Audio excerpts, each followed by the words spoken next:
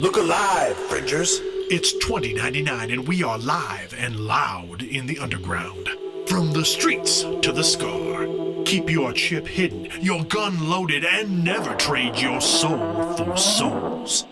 Turn it up and let them know. Big Brother is watching. Time to put on a show.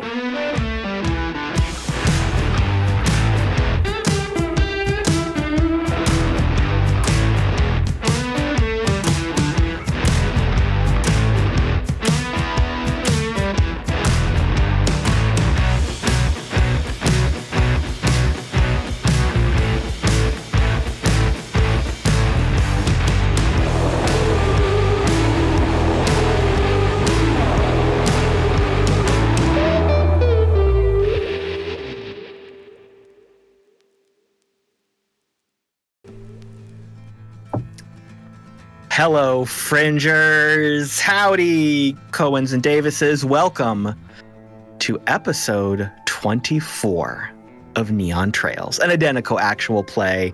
I am your game runner, the Caleb G. Tonight is our season finale.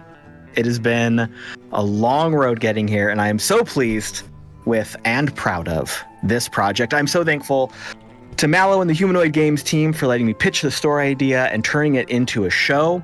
Mallo has done just an insane amount of work behind the scenes with production and promotional materials, and it's all absolutely gorgeous.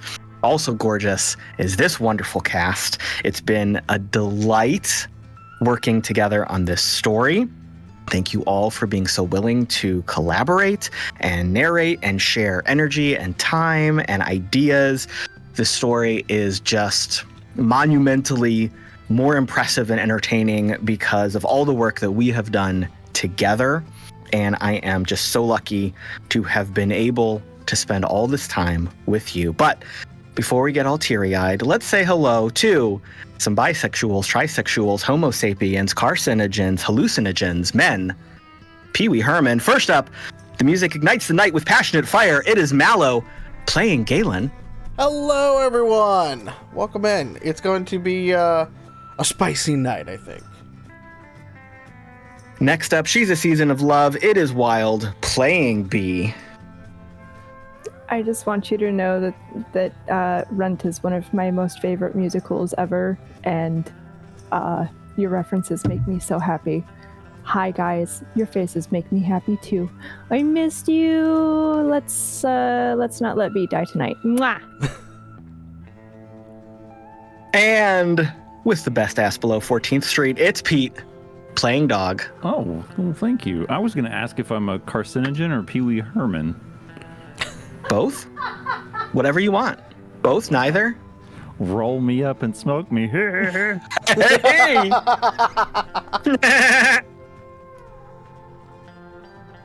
Next up, clad only in bubble wrap, performing her famous lawn chair handcuff dance to the sound of iced tea being stirred, it's Lauren playing Drall. Hi. It's happening. It's happening. Somebody hold me. Mallo is going to love you in post-editing for all that crinkling. So sorry. I can run it again. Hi guys, really happy to be here. Thank you everyone for joining us. These people are amazing. And I love the story we're telling. Is that better? I figured it was either the crinkling or the other thing we learned during the pre-show, and probably the crinkling was a better move. Oh, I don't know about that. I'm not sure either. Save it for the crucial moment when the tension is so high and we have to break it. And also 5 miso soups, 4 seaweed salads, 3 soy burgers, 2 tofu dog platters, and 1 pasta with Ethan playing Mock. Do you hear the people? Oh, I'm sorry. I thought we were quoting good musicals. Whoa, fighting words. Oh, bring it on, Wild. So we have to stop Look at the the game offense. to resolve She doesn't even. She's just contemplating my demise. She ain't even That might have phased been by the it. end of both PC and player in one moment. She is taller than us, Ethan. We have to be careful. We've established this. I have the reach and the ability to wait until you tire yourself out running away. So just keep that in mind.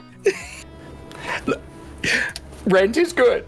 Have you seen the Team America version of Rent called Lease? If you haven't, you should really go watch that clip, Wild. You would enjoy it. Also funny. I'll have to check it out. Or the Snoop Dogg version. The rent is too damn high. Preach. Everything is rent. But let's get some of our unusual housekeeping out of the way. Identico is usually live every other Tuesday on twitch.tv/Identico with episodes of Neon Trails at 6 p.m. Pacific, 9 p.m. Eastern, but we are taking a summer break between seasons. So catch up with all things Identico over at youtube.com/Identico. Be sure to subscribe, leave us some comments, tell us your favorite musicals, tell us anything about what you love, because we just want to hear it. And then, talk about why Rent is really, really good, and it's the best.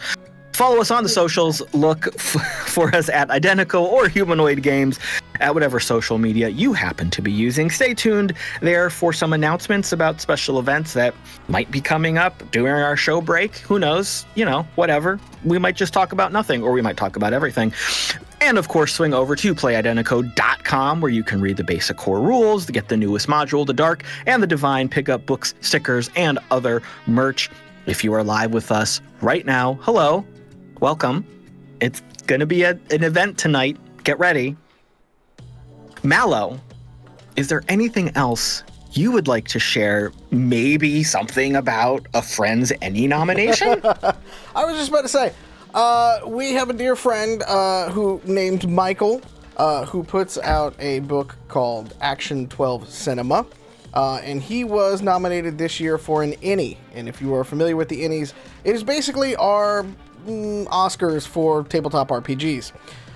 So check it out. It is a D12 system. It is very, very fun. Michael also runs the RPG Academy and is the leader of a catacon, of which we go to and sponsor all the time. So a member of the Identico family, if he would be for there. So the thing is, though, we need everybody that's out there to start voting for it. It is a fantastic system. It is a D12 based system based on cheesy action movies from the 80s. Mm-hmm. That's it. That's the whole premise. You roll a D12 and you enacted a cheesy action movie from the 80s. It's fantastic. Voting opens July 12th. Check out the Ennies. That's ENNIE. I think I can spell that correct, right, Caleb? Sure. A lot of coffee going on tonight. But check that out. Vote Action 12 Cinema. There's also going to be a lot of other fun, different ones that are out there in different categories as well. So check them out. It's popular fan vote for many of the categories out there. So go in there if you're a lover of TTRPGs, cast your vote, and maybe throw a friend a little bit of a heads up on his categories for there. All right. Yes, very, very proud of Michael as the creator of the RPG Academy and a Catacon. This is the first time he has published a game book. Immensely proud of him for doing that. And then to get nominated for an Any right off the rip, that's just icing on the cake. But of course, we can make that cake a lot better with those votes, which opens up again on July 12th. But in the meantime, let's dig into what happened last time on Neon Trails. The crew watched the cyber cult working on the derelict Kaiju-class rover. Dog noticed that only certain parts of the rover were being activated and connected to racks of quantum communication hardware scattered throughout the cave. He theorized that the rover could potentially become sentient under the right circumstances. The crew discussed their plans at length, agreeing that the cult had to be stopped, but were unsure of the best way to approach the task. Drall called Paperboy, who suggested they acquire some of the communication devices so they can figure out the cult's plans. While this was happening, tech in the caves came online, uniting all of the cult members and their actions. Galen called Mercury, asking for backup due to the size and scope of the cult's actions. Mercury agreed, but didn't think he could get the Dust Jockey forces down there in time. He said he would check if there were any local help he could contact. Based on help from Argos, the crew confirms their plans to target the cult's communication tech and do as much damage to the Rav and cult as possible.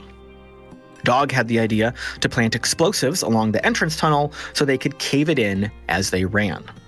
Umbra was sent to explore the cave and map any potential exits.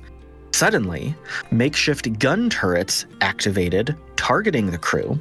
The resulting exchange attracted the attention of the cult. The crew engaged the first group of cult members that attacked.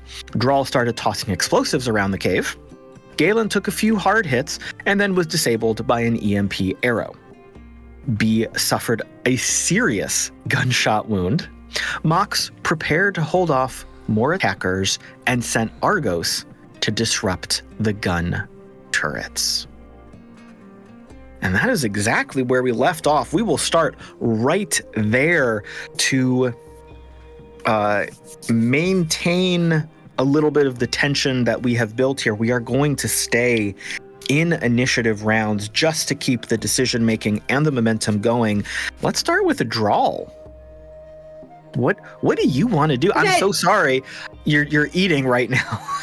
It's just eating. It's fine. What would you like to do? Grenade. Okay. Just a bag of grenades, just everywhere. No, I think what Drall's gonna do is she's gonna take him. Just grenades. Question mark. There's a sticker, Mallo. So she sees these the turrets. She sees that we're in some shenaniganry, and the turret that looks to be the most fast acting, right? The one who looks like it's aimed right there. She is going to immediately just go shit, and she's going to take her grenade and she is going to fucking drug it. Okay. Why don't you give me an attack roll for the throw? Okay.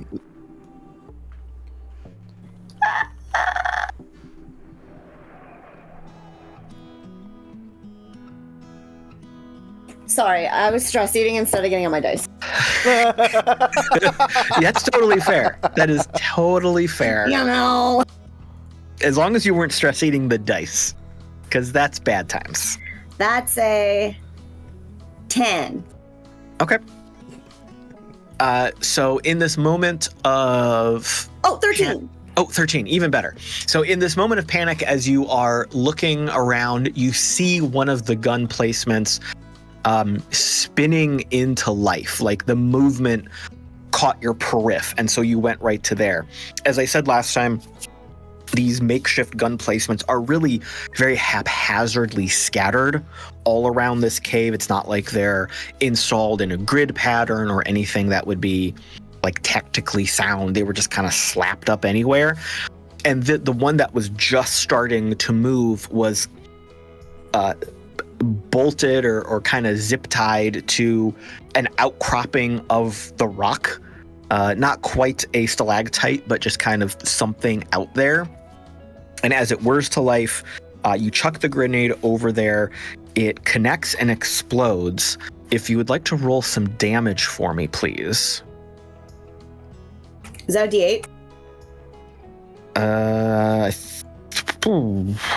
We did it last time, and I totally forget. Maybe. I have those D8 grenades. written down here, but I don't know what that refers to. Your grenades are... Oh, no, 3d12. 3d12. Speaking of d12s. Yep.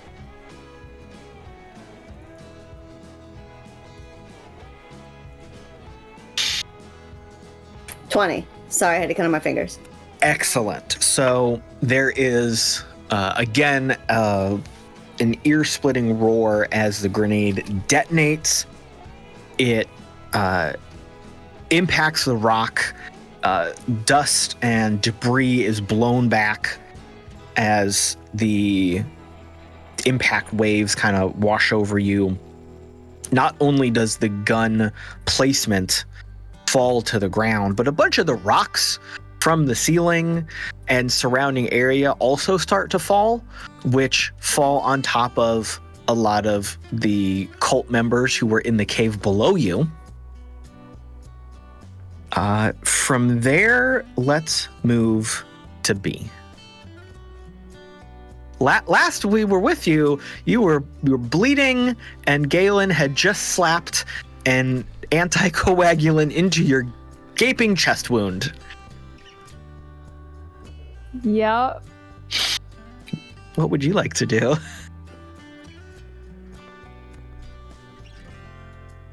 Well, my first instinct is to try to stick my fingers into the wound to see if it's actually coagulated. However, we're not doing that tonight, Jack. Maybe not the best idea. Squeak, squishy, squeak. I think bees, they're going to be kind of shocked. Like, they didn't think they were going to get shot. They're young, they think they're invincible. They don't even think to wear armor. Like, this is a whole new experience. And then they get a giant needle stuck into their chest, like, to impart some medicine that they've never experienced. So they're in shock. And they're like grabbing for Galen's arm, like, what was that? What did you do to me? Is this payback? I'm sorry.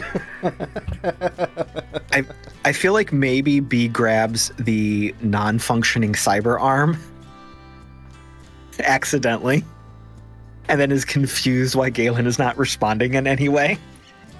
Galen, I'm sorry. Is your arm okay? Galen just kind of like lets it flop around a little bit, like, no, it's not gonna be okay on this one. How's the wound? Gaping. Well, you're not bleeding anymore. That's good.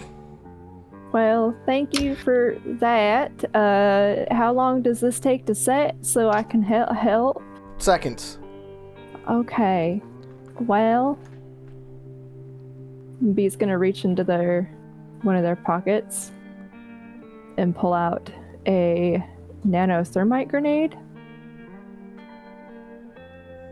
and take stock of the entire team and where they're standing, take the grenade and go whoop over towards where they think the enemies are. Okay. So why don't you give me an attack roll for that with a pretty serious penalty for your damage. Go ahead and just give me a regular roll, and I'll apply that penalty behind the scenes.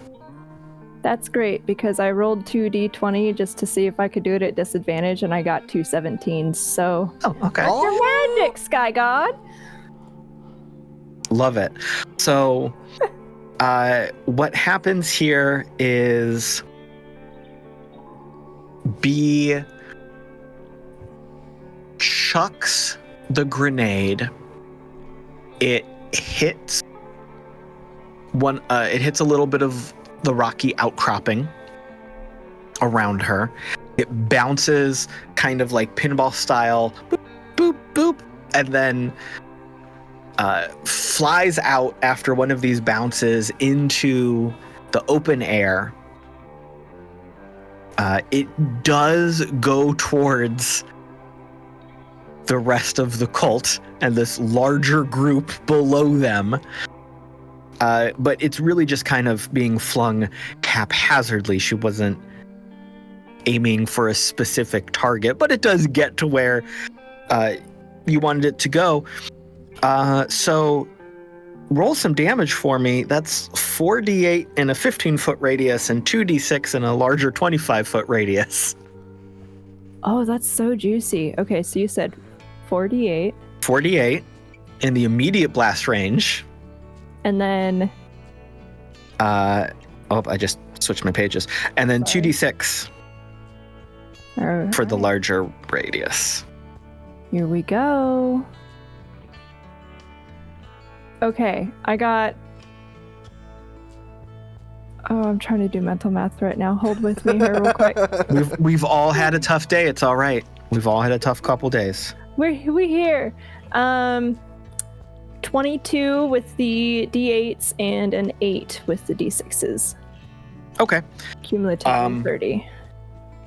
So there is a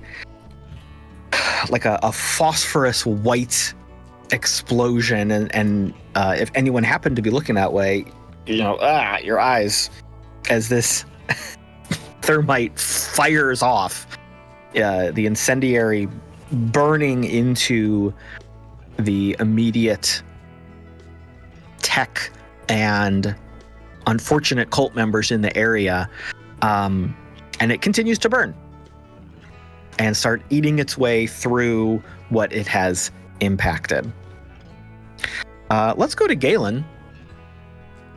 So, Galen is going to stand up. He's going to reach behind him and pull out 3 knives. And he's going to hand them over to B. Okay. And he kind of looks at him and is just like, don't hit the button on the bottom till you're ready for him to explode. Oh boy. And then he's going to turn his body at it and then point down at his leg, and he's like, use one of those to prop that open for me real quick. Okay. And they do that. Can you hand me Juliet out of the concealed weapons port, please? Oh, yeah. Hold on 1 second. B's gonna grab Juliet. Hefter, go. She's a pretty lady. Here you go. So he's got that in his left hand. The right hand's still dangling. And he just kind of looks at it. It's like, and we move on. And he starts walking down the ridge a little bit towards where the cult and the kaiju is and stuff like that. Okay. Can you remind our listeners, though, who Juliet is? I don't think we've seen her for a while. Juliet is a 45 millimeter or 45 caliber whisper pistol. Millimeter. Yeah, millimeter would be very small. Very small. 45 caliber pistol. It is chrome plated. Louder than God's revolver and twice as shiny for those who know that reference. And so it's about all I can do now since I only got one working arm. My shotgun, my metal rifle, and everything like that, it's kind of useless with one hand. Unless you just want me to come in shooting, wildly everywhere around, which, might be a tactic we use later on. We'll see. But before he walks off, he's going to turn back to B. He's like, how many more of those arrows you got? I got and they count on their fingers, a bunch. Okay, well, you've got all 10 fingers. That's good. We're gonna go destroy this thing down here, or at least disable it enough where it can't come back out. The big guy, or the... Yes. Oh, and then he just turns and starts walking off. We will scramble up after him as quickly as they can. And Mox, last we saw, you were kind of taking up a sentry spot. You sent Argos off to do some recon. What are you doing right now? So I believe the very last thing Mox did was unload 5 shots from the sweeper machine gun. You did. Into some people who were running up and just turned them into meat chunks. They are no longer running up, yes. So I had sent Argos. He first was looking for a way to disrupt their communications. We located and tagged that. Yes. I then sent him looking for a way to either disrupt or take control of the ceiling-mounted turrets. Correct. Given the fact that I have a watcher, an artificial eye, looking through his perspective, is he, or just asking him, have you found it yet, buddy? You asked me like 6 seconds ago, boss. Give me a second. It's been a long fucking thick seconds, though, right? I know, it feels like it's been about 2 weeks, but yeah. Do my best. Give me the... Sorry, not trying to wrath you. You know, I know you're a professional, but you know, anytime. You flesh and blood people don't understand what we do. It's okay. I'm working on it. Just shoot some people while I wait. So he is moving towards... He was already in kind of like one of those collections of server stacks up on the ridge. It's not like he was right next to you. He was already over there. And you see him moving towards another point within this little area. So he's looking around for things. He's checking with things. I think at this point, I believe you didn't say there were any more currently running up the slope. Correct. So I think Mox will then, after communicating with Argos, take advantage of this quick respite and finally notice that Dog is not around and hasn't been communicating as much with the team. Babe, you good? Yeah, I'm good. Wait, what are y'all doing? I'm back here. Come on back here. Shooting a fuck ton of bullets is what we're doing. Did you not hear it? I did. I don't know. Are we going or are we staying? He just shouts out to everyone. We're going to take that moment, though, to smash cut over to Dog outside of the caves, back where you first entered. For the sake of continuing our initiative tracker here, can you give me an initiative check for Dog, please? Sure.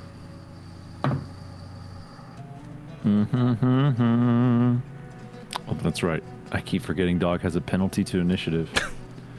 A 7. Perfect. All right. So Dog exited the caves, planting dynamite along the way. He has been waiting outside for the crew. In the last few minutes, he's heard a lot of explosions and gunfire, and now Mox has called him on the glow line. So what is Dog gonna do? Call back and be like, y'all okay? Y'all coming? What's going on here? Someone tell me what's happening. Sorry, nervous burp, Morty. You hear explosions. You hear a cacophony of noise that you can't really decipher.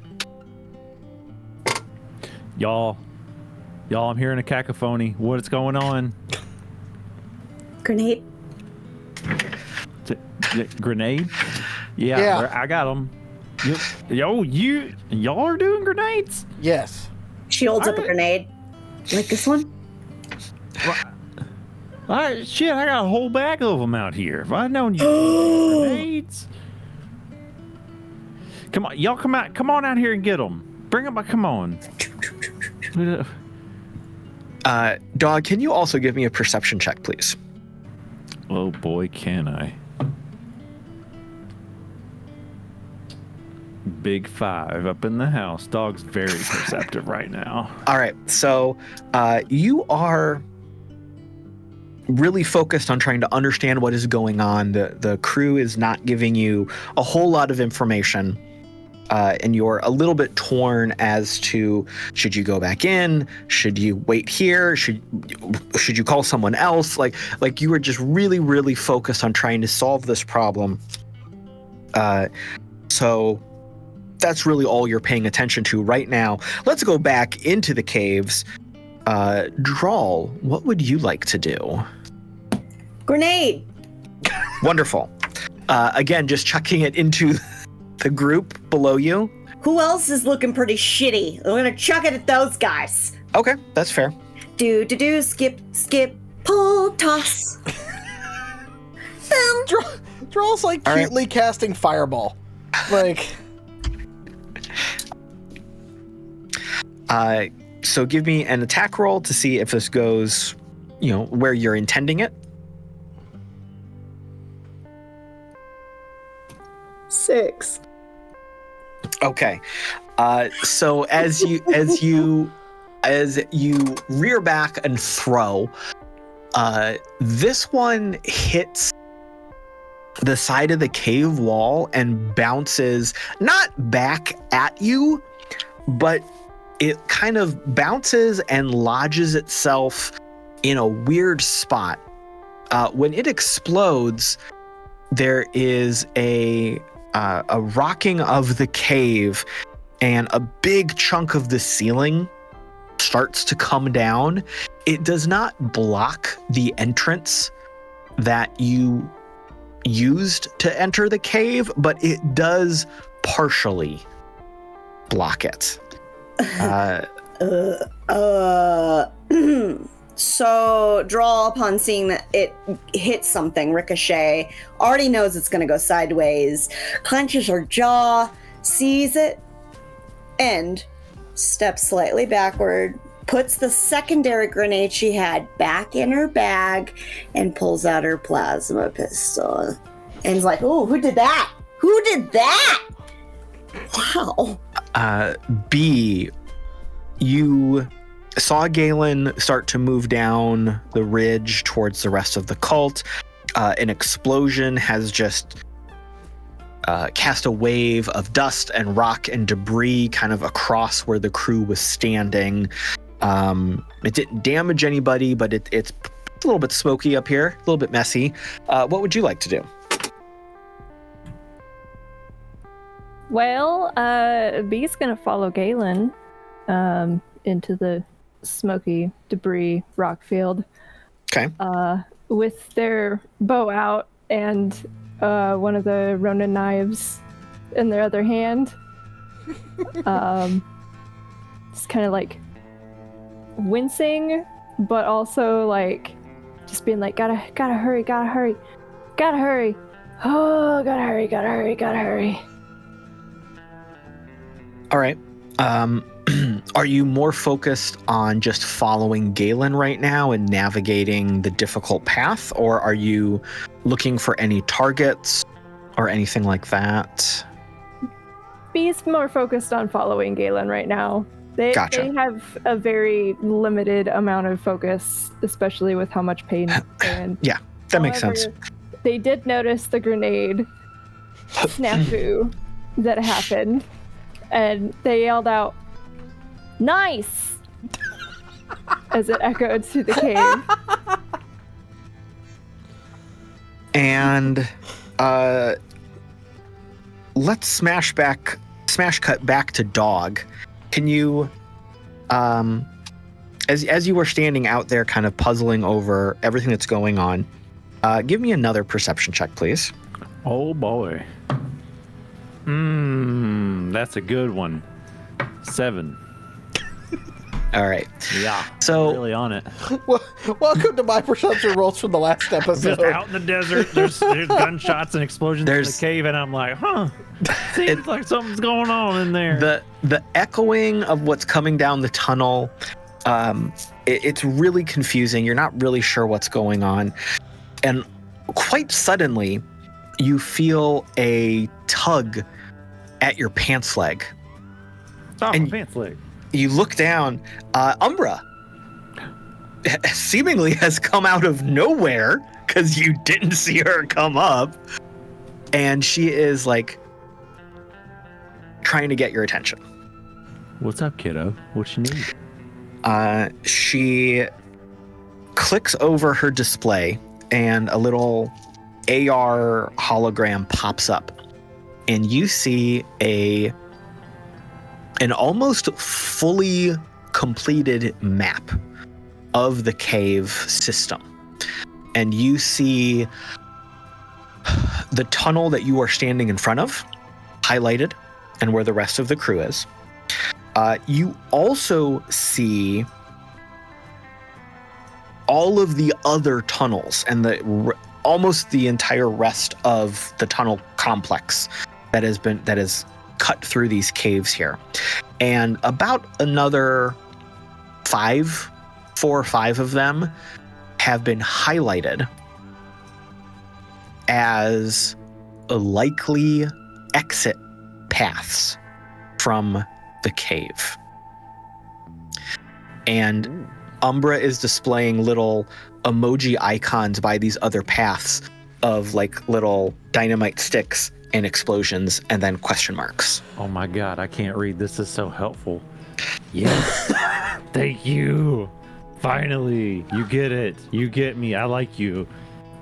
And she kind of tilts her head to the side in the what do you want to do nonverbal communication. You said some of them have explosion emojis? Like Yes. Go ahead. Yeah.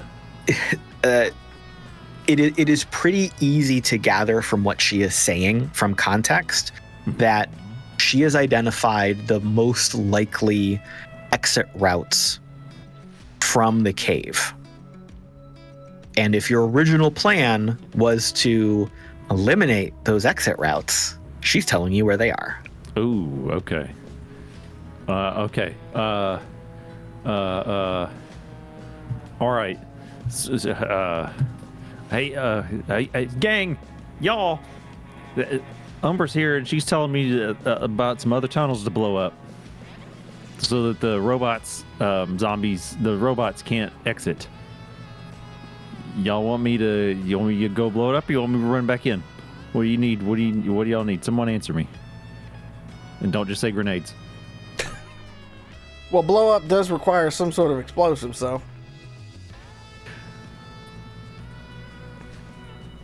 Dog tempers it. Count to 10. He's so close to yelling, I told y'all I have a bag of grenades. But yes, it does. And I have a lot of them. Yes. Babe, don't you have like a whole bag full of grenades? I do have a whole bag.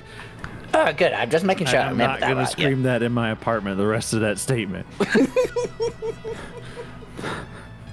Thank you. What were they saying next door? A whole bag of... Grenades. I knew this was a rough area, but Jesus, oh my goodness. On the second floor as well. Just some home defense grenades, you know. Totally Molotovs. peaceful Molotov. Peaceful Molotovs, yep.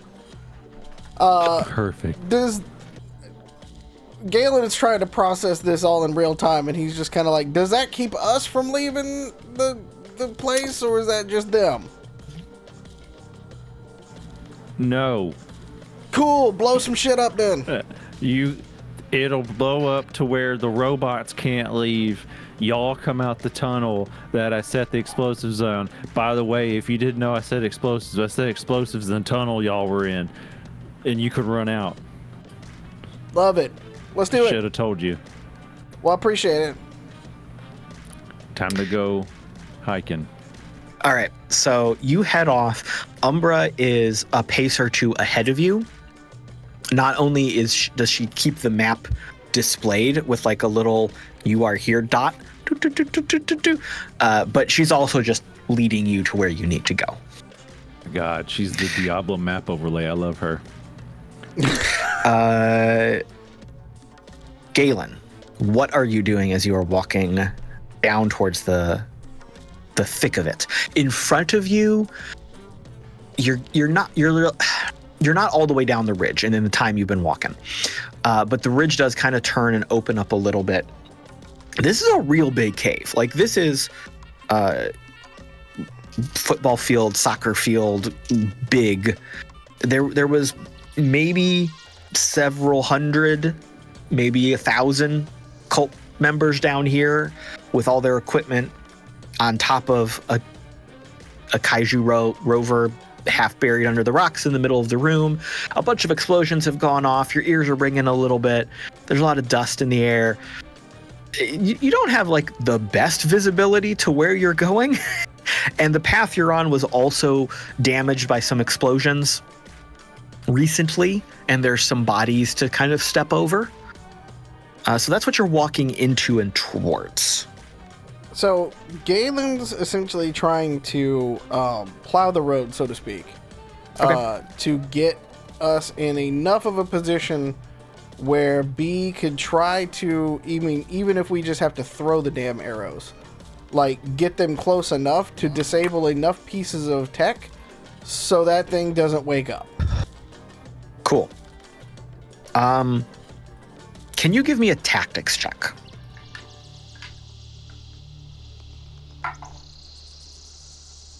Oh yeah, that's great. I'm excited to hear this 9. number. All right. My man. You're struggling. You're trying. You've got this plan locked in, and this is the type of plan that you are so focused on. Anything in the way just doesn't matter. Anything right in now. the way gets shot, unless Right. it's B. you have zeroed in on your end goal, and the steps to get there aren't going to change your mind no matter what. Yeah, because if that thing wakes up, we are on a level of fucked we haven't been in yet. So you are plowing forward. There is no immediate threat. No one is rising up to punch you or strike you. But you do see the thick of it. The crowd of cult members are all in front of you. They have all turned kind of in unison. You see them acting in concert like they started doing last time. And they are all following your movement. They are not moving to attack you, but they are very clearly aware of you and what you are doing. B, we might want to just start trying to disable some shit before they run at us. Okay. Do you see where I should where am I shooting, Galen? There's so many things on this giant thing. Are there like, I don't know, you know how like in old video games they had those glowing spots?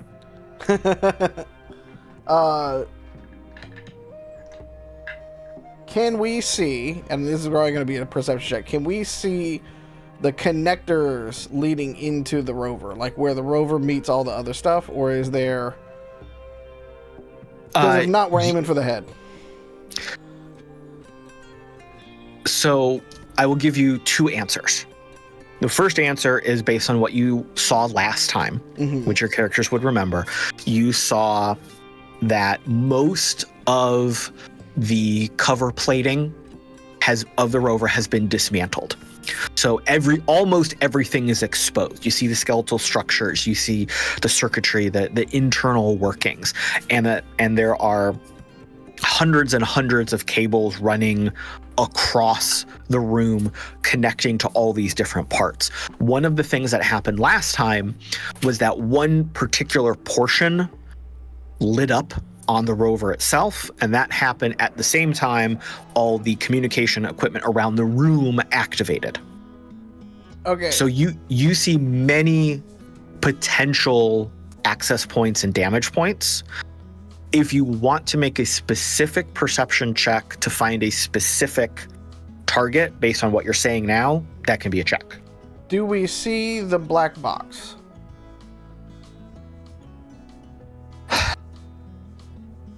Is that a roll? Let me ask that. I'm gonna say it is a roll. Galen is pretty experienced with rovers, so he knows what he's looking for. Yeah. So yeah, go ahead and give me a check, mostly for just kind of looking through the chaos to see if you can find it. We're gonna spend a reroll on that one. Love it. Okay, that's better. I'm gonna spend well spent reroll. That's a 19. Perfect. Yes, you are able to kind of focus through the haze of both the pain, the discomfort, the stress of the situation, the bad lighting. You are able to see that while it's not 100% exposed, you can identify where the black box and the related tech and hookups and equipment are.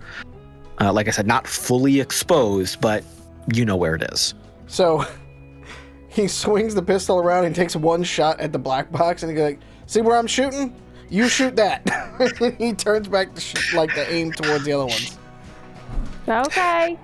So a little tiny bullet just pings off of the rover. Yep. All right, and then Mox. Mox, there is so much, smoke from fired bullets and rubble from the bullets ricocheting and impacting into rock that he doesn't think the smoke of a cigarette or two will really be noticed. So as he's sitting up there just like looking through Argos's eye, come on, find something. I need a way in. Give me a way in. If he's waiting for a way to get into the system, in the meantime, he will take pot shots if there are any cultists that are harassing any of his allies. So you see through the equipment, none of them have taken that aggressive step towards your team, but there are hundreds, if not closer to 1,000 cult members around you. Like all just in this one space? Yeah. Jesus Christ. Well, if they haven't taken an aggressive posture, maybe there's a reason. Then Mox is going to just like take huge drags off of the cigarette, just one of those cartoonish things where like in 2 puffs the entire cigarette is turned to ash. Yep. Just come the fuck on. And is just going to wait for his chance to get into the system. Okay. That happens, and then I'm gonna need everyone except Dog to roll me a defensive check as some machine gun placements spin to life and take a shot at each of you. Not again! I'm also going to spend a reroll because that was a 4 on the die. Well, am I on crack? I can't find it on my sheet. It's just your agility. D20 plus agility. Okay. Hello. Yes, thank you. 15 for Mox. Okay. Drall. 16. B. Jesus Christ. 13. And Galen.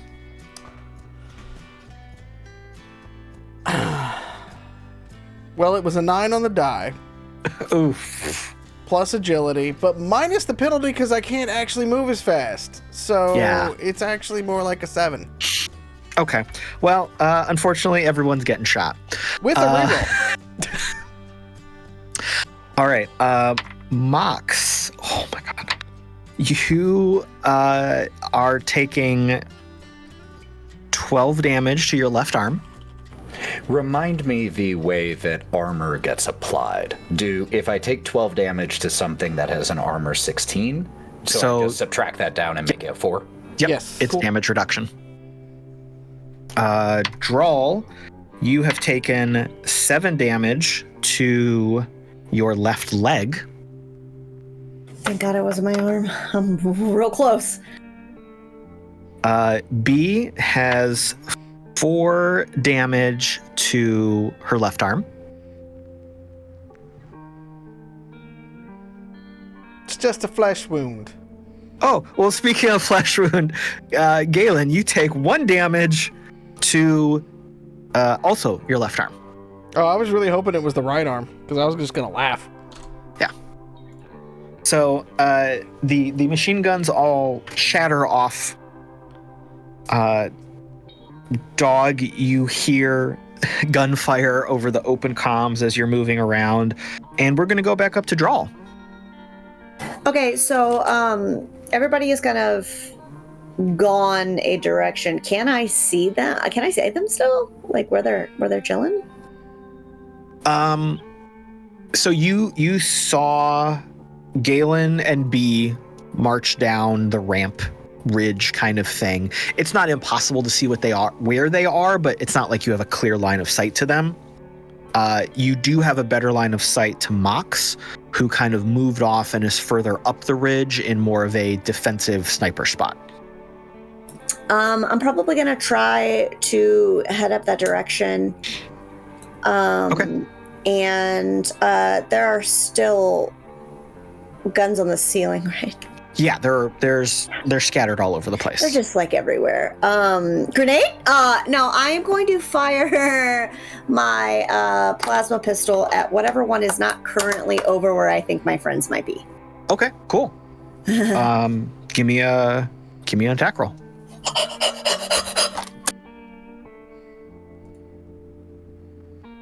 12? All right. Is that right? You fire off a shot. As you are moving, you do see it connect. It connects more with like the rock behind the gun, but it does hit the like how it was attached, the attachment point, how they bolted it to the rock. So if you want to give me a damage check.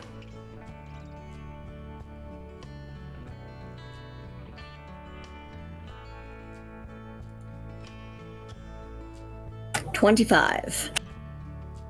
Well, I was going to say you knocked it sideways, but you just completely shattered the attachment point. So a ramshackle machine gun placement falls to the ground. Yay! And she's gonna with her pistol, caution to the wind on safety, just and tries to go up and find a spot to look out. Okay, you can do that. We'll go to B. Having been shown where the black box of this giant Rav is, B is going to take out an explosive arrow and an EMP arrow and go up to Galen and go, which one? EMP. EMP. Got a little grenade dust in your throat? You okay? Okay. I'll whiskey later. Yes. Oh, yes, so much whiskey. If we make it through this, it's all whiskey. Okay, EMP it goes! And B's gonna knock the arrow, pull back, and Probably hurts real bad. Give me that attack roll.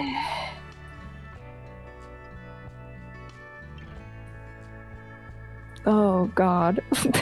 I'm gonna spend a reroll. Burn him while we got him. Season finale. Smoke him if you got him. Hold on, I have proficiency in bow. That's helpful. Okay. With the proficiency, I got a 14. How does that sound? All right. So B pulls back, fires off the arrow, but because of the damage to your chest, you don't have full draw on the bowstring, so the arrow falls short.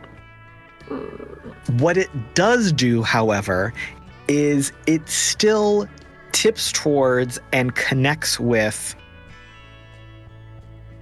some big pile of equipment. You don't know exactly what it is, but it's just a big mess of equipment all stacked on top of each other and bolted together, and there's cables running all around it looking pretty ridiculous. And the EMP goes off. So if you can give me that EMP damage.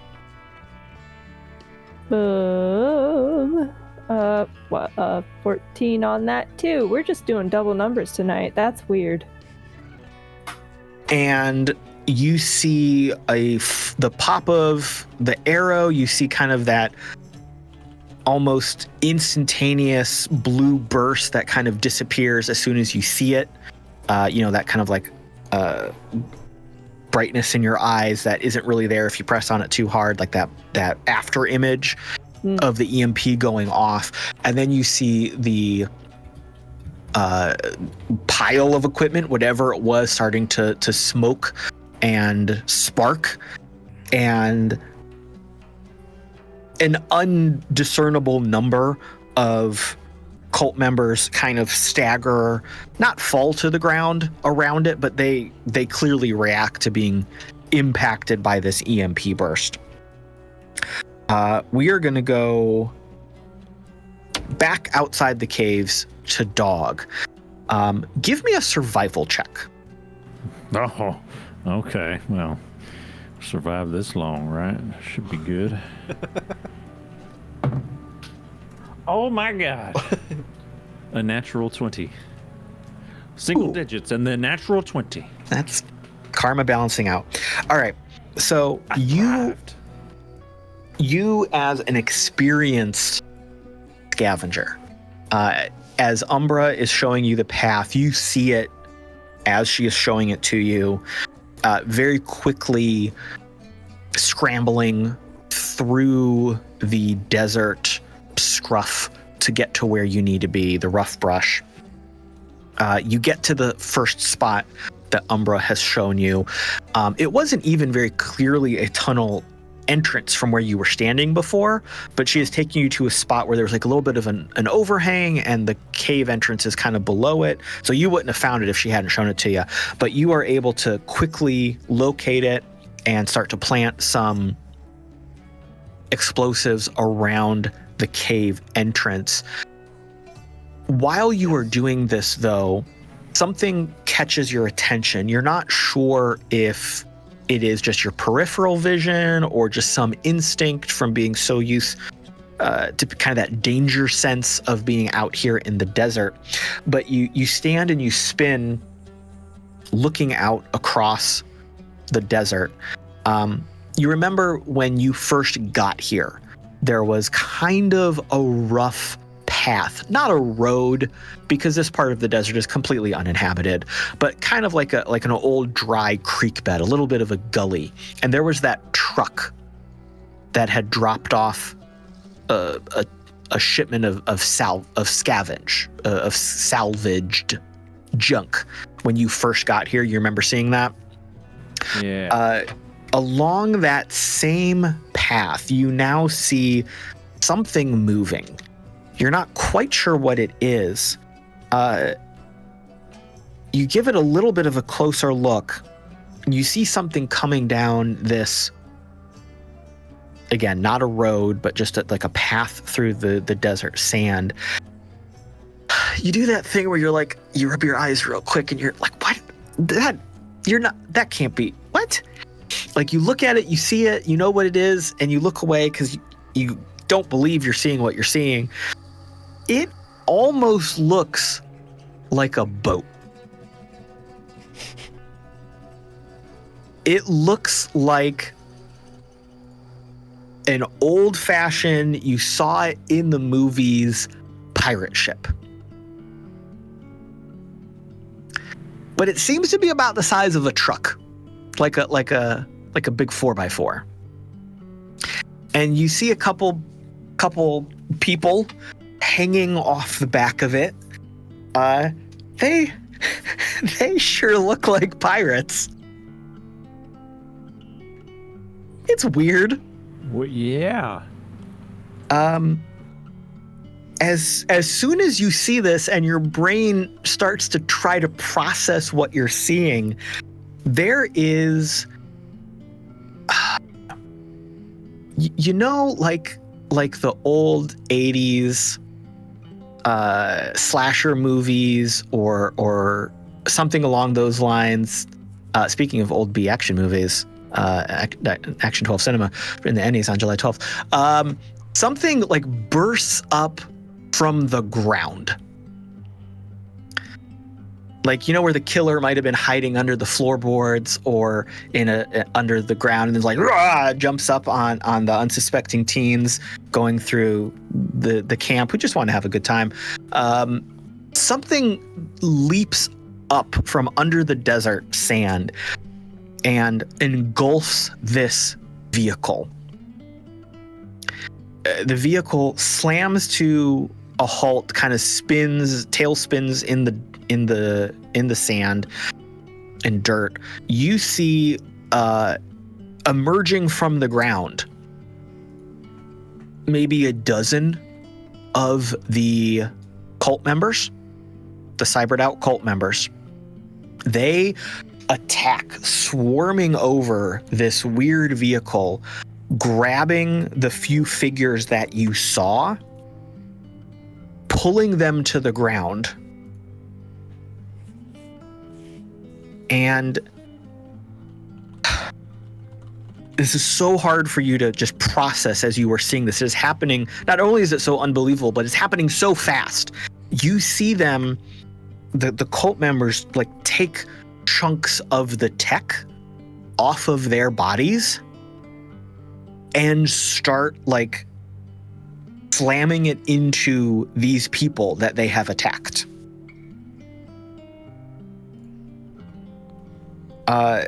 As you are trying to process that, we will go back into the cave.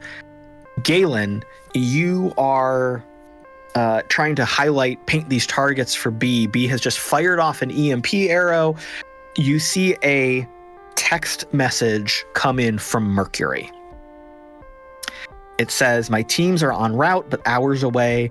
Called in a few favors with local friends. Keep an eye out. Okay. That does not fill Galen with a lot of wonderful feelings at the moment. It's the hours out thing that is the problem. He's just going to start shooting the shit in front of him. All right. Start taking some shots. Because hopefully B will get another one of these EMPs off and disable this thing, and we can exfil and get the fuck out of here. Okay, I'll take those rolls. 2 shots. One is a 16 and the other is a natural 20. Cool. So yeah, you connect with just 2 of the cult members that are in the crowd in front of you. Why don't you give me the crit damage first? As soon as I find my other D8.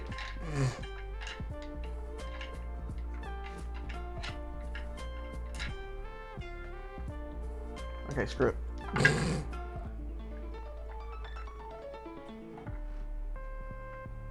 18 on the crit. Oof. Oh. So that one connects, and that cult member just drops. They sparking and fizzing, something fries. Like you see that. Think of that like classic video game. Someone got electrified and you can see their bones. Yeah. Kind of thing. Like sparking and twitching, and everything was illuminated, and it just crumples to the ground. Cool. The second one is 13 to the head. Okay. So that one kind of, the head rocks backwards. You see that figure kind of sway a little bit, and after a split second, drop to the ground. You're not sure in the heat of the moment if they are down for the count or they are just stunned so bad they can't move right now. And from there, we're going to go to Mox. Mox, I don't know if you remember from last time, but you did observe that a different group of the cult members went to a different part of the cave. You saw them move that way, but you didn't actually see where they went. But you had the instinct that they might be coming up this way in like a pincer move. You see them coming up this way in a pincer move. They are exiting a different part of the cave on the same ridge you are on. They are not like stepping out of a secret door immediately on top of you, but you hear like a rock shifting and movement. And there's a group of 5 starting to come your way. Okay. You are able to see them though, because you were kind of ready for this. Something is going to happen. So you are able to react before they do anything. If I may, simply because this is the season finale, we have this moment where the camera is focusing on where they are exiting out of, and then just cuts over to Mox seeing it, finishing the last little bit of his cigarette, flicking it away, using his fist to get the machine gun ready, and then just 5 shots. I'm trying to take one at each one of them. Perfect. Okay. Just doing it on the computer because it's going to be oh so much faster. Yeah, go for it. Okay, so I add a +3. I think. Is with the update, do I just add my agility, or Yes. do I also? Okay, just the agility. Okay, so it's +1. So in that case, I assume one will be a miss with an 8. Yeah. The others, from lowest to highest, are 16, 17, 18, 18. Those all hit. Sweet. So one of them goes wild as you were you pulled a smidge too early as you were moving the gun to point in that direction, but the last 4 all connect. So, Still look cool. oh, it looked cool as shit. All right, first one That's is going to be. It's a scene for the trailer with in time to the music of a cool pop song. Yeah. Some pithy catchphrase. First one is 19 damage. Okay. Oh, you need me to roll for where? Yes. Yeah. Let's start with that. It doesn't super matter, but it would be helpful. With 19 damage, that's quite a bit. That's to his right leg. Gotcha. So Second. you see that one still moving but severely hampered. Second one is going to this person's left leg. Okay. For hold on 1 second. 17 damage to the left leg there. Okay. Similar response. Next person, this is going to the body. And 14 damage. Okay. Last see that- one. That one that you hit in the body, you see it's not armor, it's just layer upon layer of tech, but you see it crack and sizzle and sparks flying everywhere. And the last one will be to that individual's right leg for another 17 damage. Man, lots of repetitive numbers tonight.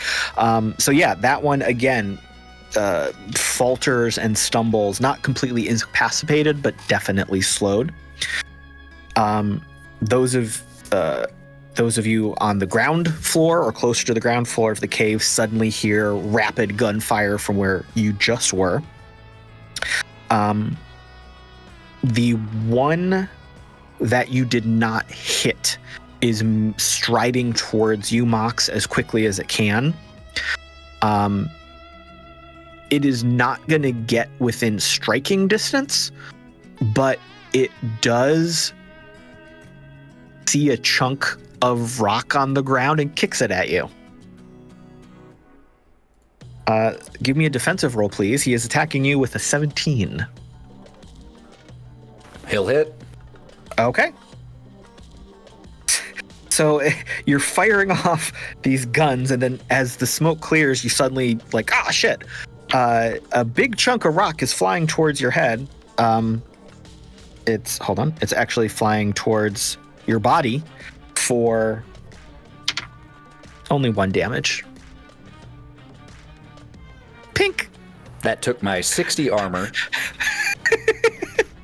10, 59. down to 59. Tink, tink. All right. Fuck. And yet, in the surprise of this moment, the machine guns all take a shot at all of you again. Fuck. Give me defensive rolls for everyone inside the cave. Again, with repetitive numbers. That's my nat 20 for the night, 21. Okay. What'd you say, Drall? I'm sorry. 17. Okay. B. I just used a reroll because I crit failed. Oof. Me and I using 19. these things like candy right now. Yeah. So hungry for sugar. Thank you for rerolls. And Galen? That is a 17. Thank you, reroll. I'm going to say I also saw a very similar number show up on my D20 over here, and yet everyone except Mox took a shot. So, Drall, you're taking 3 damage to your body. B, you are taking 3 damage to your head. And Galen, 2 damage to your body. So many 17s are showing up. But that is going to take us round the horn back to Drall. So the guns are firing off. You just saw a bunch of cyber cult members seemingly spring out of the wall over where Mox was. He fired at them. One of them sort of kind of attacked him, but nothing really happened. You know that Dog is running around outside with explosives. What would you like to do? And just got shot by some guns, right? You just got shot by some guns, yes. Well, fuck. I think trying to shoot the person who just shot me is going to be the most mature action. So if that's going to be possible, it's going to be great. It's going to be a knee-jerk reaction, too, because she's, like, holding her plasma pistol. She's like, okay, what the fuck? What the fuck? What the... Ow! All right, yeah, so you're going to take a shot at one of the machine gun placements that's been pinging at you. That's a natural 1. Would you like to use a reroll? Yeah. Do I have any? Because I would really love to do that. But 5. I do? Yes. Holy shit! Why did I? Okay, cool. This is what happens when we're focused on the game stuff and don't always see what's on the Twitch screen. That's a 21. Very nice. Throw me some damage.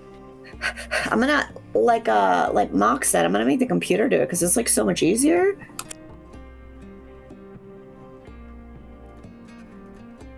$21. Wow. 3, 4, 5, 8, 1. Yeah, double. This is fucking handy. Competitive right numbers here. in our favor tonight. Yeah. Yeah, look at that. Again, your shot connects exactly where you wanted it to, severing the connection point of the machine gun, sending it crashing to the ground. You notice something though. Oh. You reacted in the heat of the moment, like bam, but you follow the thing as it falls. You notice that the derelict rover, which before only part of it was illuminated, the rest of it is now illuminated. How did I turn it on? You see active lights pulsing through all of the different components and sensor modules. You see lights running along all the different cables and wires that are connected to all these different hodgepodge things all around the room, all these different piles of equipment. Now, I know what you're going to do. You also see that now it's hard to put words on it, but like there is a almost snap to attention kind of rigidity in all of the cult members throughout the room. Before, when there was that slight change, it seemed like they were just moving more in concert, communicating better, working together. Now they are one entity. And you see them all moving over to where B and Galen are. Drall, upon seeing this, will politely shit her pants. And then immediately run towards her friends with her hands politely in the air. Fuck, they're awake! Yeah. B, you are on the ground floor. You fired off the arrow. You're hearing gunfire. You feel more than you see the sense of motion in unity and concert with all of these figures around you and Galen. You hear Drall shouting over the din, but you don't really hear her words. You just hear her voice and her volume. And yes, that unfortunate pants incident. What would you like to do? Well, I suppose I should start with maybe a perception check. I would love a perception check. Just to see The shit. and how deep of shit we are. 3 feet. No. 3 feet. That's a lot of shit. Coming up to your knees, at least. My knees are bee's knees. Ha. Ha, ha, ha. Okay. 15. Okay. So, yeah, kind of running on instinct, you feel the change in the room around you. But then you look a little bit closer. You see not only are the cult members moving in unison, but like the lights on all of their equipment are like pulsing in unison. You look up because you see like a brighter source of light almost. You realize that the Kaiju rover is also showing active lights now across it. The lights are the same. Like the same lights that are pulsing from that are what's pulsing in this massive group of people that are all now moving as one. And you see that very clearly they are all closing in on you and Galen. Are they in between us and the Rav? Oh, absolutely. Yeah, it's more or less in the center of the room, and you are on the edge of the room. Okay. And one last question before I jump into action here. Do we have a visible escape route from this? The way you came. Okay. Hi, Galen. Yes. Hey, Galen. So I think that our tech friends are having the same rave, if you get what I mean. All their lights are flashing together, and they look like they're coming right for us. We should either GTFO or cause as much mayhem as we can, and then GTFO. I like the latter. Okay. Do you want to throw an explosive with me, or some grenades or something? Yep. Lay down some fire. I have these nanothermite grenades that I used. I know you saw me use one, but I'm kind of excited and I'm really nervous right now. And I kind of babble when I'm nervous. So, should we just throw it? You hit the EMP arrow, I'll throw the grenade. Okay. Here, take these. And B's gonna try to hand you 2 nanothermite grenades, one for each hand. And then go, right. Oops. Sorry. And then put the other one down by your foot and be like, this is where the other one is. Good luck. And then take aim with the EMP arrows.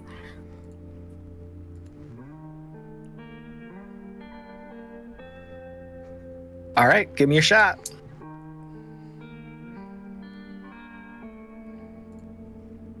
Feels like it's going to be a low number. I really need a reroll for that too. I am just getting shat on by these dice.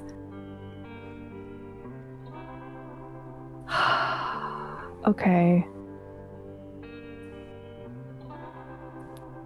11. All right. And you were aiming more towards the Kaiju rover again? Yeah. Okay. So same thing happens, only worse this time. You go to pull back the string and it just hurts so bad. Like the muscles are just like not able to move. And you let go too. Yeah. You let go far too early. The arrow, it does that thing where like in the cartoons where the shot almost goes straight up and then just arcs right back down. It is not doing that like on your head. This is not lawn darts where you have to get out of the way. It does still go ahead of you a little bit and it just explodes in the crowd. Oh, I mean, that's not a bad thing. Yeah, if you want to give me a roll for that EMP damage.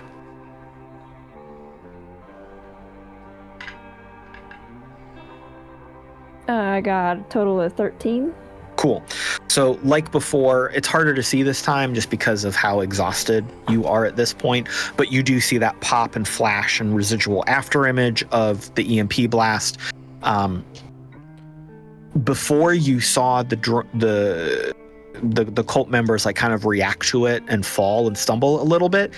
This time, they don't even react. Like you see their equipment sparking, but they do not react in any way. They're Terminators! Everybody, they're Terminators! Dog, back outside, this weird pirate ship truck thing has seemingly been destroyed. You are watching some of these cult members attack it and deal with these people. You then, again, believe it or not, you start hearing like glam rock. You start hearing like crazy guitar wailing, beats pumping through the desert, bouncing off of the rock walls. You're looking around, you don't know what's going on. You suddenly hear the rev of motorcycle engines, like very fast, very small, very high speed. And hell yeah. You see a group of like super chromed out, super lit up with neon accents, kind of pulsing in time with the music. You see maybe a dozen motorcycles like just roar out of the desert. You don't even know exactly where they came from. You see a burst of pyrotechnics like behind them, like fireworks accenting their entrance. This is the most wild thing you've ever seen. They land on the road. One of them like roars up the side of the rock wall, jumps off into the air, and like the rider does a flip off of the bike, landing in the thick of the weird cult members fighting the weird maybe pirate people. And it's like this absolute chaos of action and color and music. And suddenly you see these weird kind of glam rock wild people have engaged this group of the cult members and are tussling with them. You hear guns going off, you hear a flamethrower, an explosion rocks the desert. Can Dog roll a check, like a perception check on himself, like an internal? It's like, is he seeing things? Like, it's the desert. We're in the middle of nowhere, and he's like, why are my favorite things like happening right now? I got things to do, and I want to join. So, I'm gonna say, what about an underworld check? So, do you have I was gonna ask if there was a internal turmoil check, but underworld works. Yeah. Okay. Let's see here. Oh yeah. The dirty 20 for dirty 20. He's like, okay. Yeah. Okay. You suddenly get really excited. I already was, but let's go. 6 to midnight. You suddenly remember you have heard at Ferdy's bar, you've heard stories from various people coming in and out of Solace of a group in the desert, not quite a gang, not quite a team, definitely smaller in scale than the Dust Jockeys, but they call themselves the Vainglorious. Oh my fucking God. And Dog is just like, oh my goodness. You have heard stories from truckers and drivers and merchants of people acting like this, and you like always hoped it was real, but you also knew they were like 3 sheets to the wind, drunk as shit. So you weren't sure if they were just like watching a music video while they were really tired. It's got to be them. And let's just say, Dog will really ponder upon this later, but really impressed about their own pyrotechnics out here and having it set up. Wow. Just wow. So you are watching this happen. Umbra, like, you pause to look at this. Umbra, like, what are you doing? Come on. Like, she's grabbing your pants and like tugging at you, trying to move you to go to the next spot. I love you, robot. There's some badass shit going on over there. Take a second and look at it. And he's gonna turn her. Your camera. See? Last time we saw Argos try to shrug. This time, Umbra is like giving you preteen side eye. Well, do me a favor. Okay, fine. I get it. Take a record that. Make a TikTok, whatever it is, TikTok, Cyber Talk, whatever it is in 2099. Do it. I need it. I need evidence. It's like Bigfoot. Come on. And maybe Umbra agrees with you, maybe not. You're not sure. But we are going to go back into the thick of action in the cave. Galen, what would you like to do? So before B and I disengage, Galen is going to reach down and he is going to engage the timer on the nanothermite grenades, both of them, the one in his hand, and he's going to push the one at his feet. Mm-hmm. He's going to underhand throw the one in his left hand because he's ambidextrous, but the left hand's still a little less. And then as he goes to kick the other one, he's just going to scream out, "Rave canceled!" And just try to take out as much. He's going to aim for the box with the one in his hand, and he's going to just try to take out everything in front of him with the other one. All right, give me 2 attack rolls. Okay, we're going to burn a reroll on one of them. That's better. That's a 16 and a 19. Very good. Okay, so... Nope. Both of them luckily go where you want them to go. The underhand softball chuck sails into the depths of the crowd around you. The one that you kicked gets a little bit of air. You hear it thud and kind of smack around between some of the walls of bodies in front of you. But they're also moving and closing ranks, so it's like they're right there. But yeah, neither of them are too close to you currently to be caught in the radius if you want to roll some damage. Okay, so I do end up at least getting it on the main rover, the first one. Yes. Right? Okay. So 12 damage in the radius to that. Okay. And then the closer ones.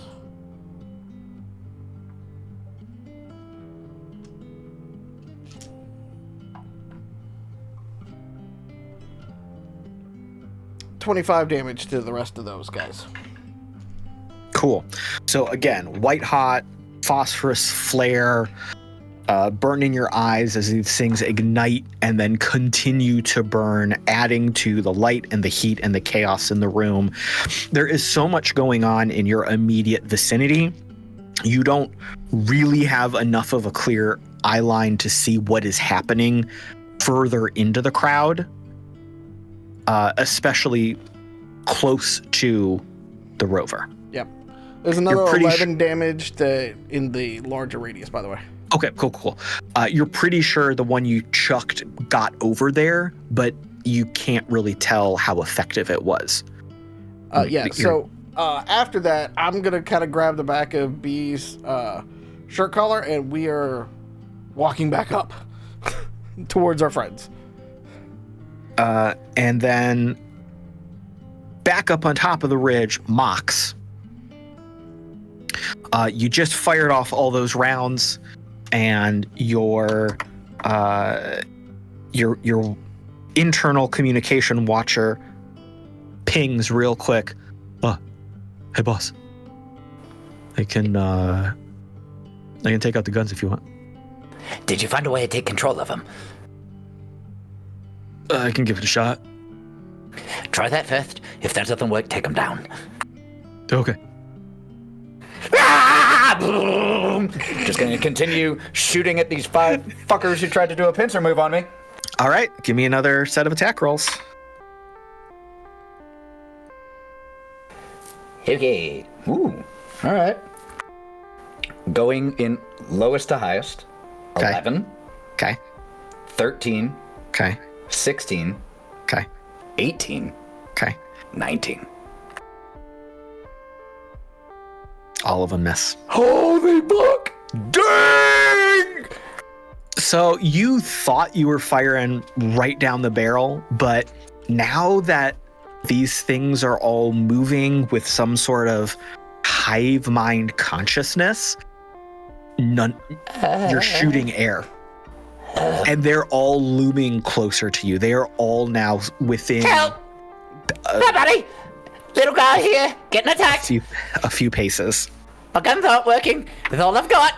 I've got one thing. They are all very close to you right now, though. Attack. Yeah. So could I get a defense roll from you, please? That was so close to the 1, and then at the last second, just boom, onto the 19. So 20, dirty 20. Okay. It might not matter, but at least it's not that 1. I am really sorry to do this, but Bring it on! all of them loom faster than you can react, and they are all striking you and connecting This is melee. why I have armor. All right. So, the first one is going to be 7 damage to your left leg. Oops. The next one is 6 damage to your left leg. Pull a different number, Jesus. The next one, this is the third one, is 6 damage to your body. The next one is 8 damage to your body. And the last one is 8 damage to your right leg. So basically, quick as a flash, these 5 cult members are on top of you, just pummeling you bodily, beating you down. At the moment, they are still shredding and punching into armor. I still have armor on every body part. For now. For now. Time to use some EMP grenades on my next turn. As that is concluding, you hear a strange whirring and clicking and grinding of gears, and you see sparks from the ceiling and walls around you as some of the gun placements. You've seen where like a machine is like has conflicting instructions. It's like jerking one way and jerking another way, and it's just stuck. It's like a glitch in the code or something. You see that happening. And your best guess is that this is a conflict between Argos and whatever's controlling these guns. As Mox is just getting, as you said, pummeled bodily and just trying to step back, cover himself, trying to put his most armored sections forward, even in that moment, just Good boy, Argos. Drall, you have seen all of this chaos. You are painfully watching Mox get beaten. What would you like to do? As she sees Mox getting beaten, she is going to panic and run full force, screaming at the top of her lungs towards these people, attacking Mox, and is going to fucking just shoot her plasma thing. Okay. She doesn't know what else to do. Sure. Shooting wildly into the crowd. Yep. Give me an attack roll. Pretty much. 21. Okay. Oh, I'm sorry, 22. Yeah, so that shot connects. Give me a placement, a D12, and your damage roll. Placement, D12, damage roll. Okay, cool. So placement. That's just a roll a D12 to see where it hits Oh, okay. the Cool. cult guy. Thanks so much. That's going to be a 10. Cool. And how much Rolling damage? My internet dice says 23. All right. So the wild shot connects with the leg of one of these cult members as it was drawing back to kick at Mox again. And you see the circuits fry, you see sparks flying. But again, you are very unnerved by how these things don't react because they are singularly focused on their current task. B, Galen has just grabbed your collar and is dragging you backwards up towards where you came from. Yeah. What else are you doing? Are you going along with it? Are you doing something else?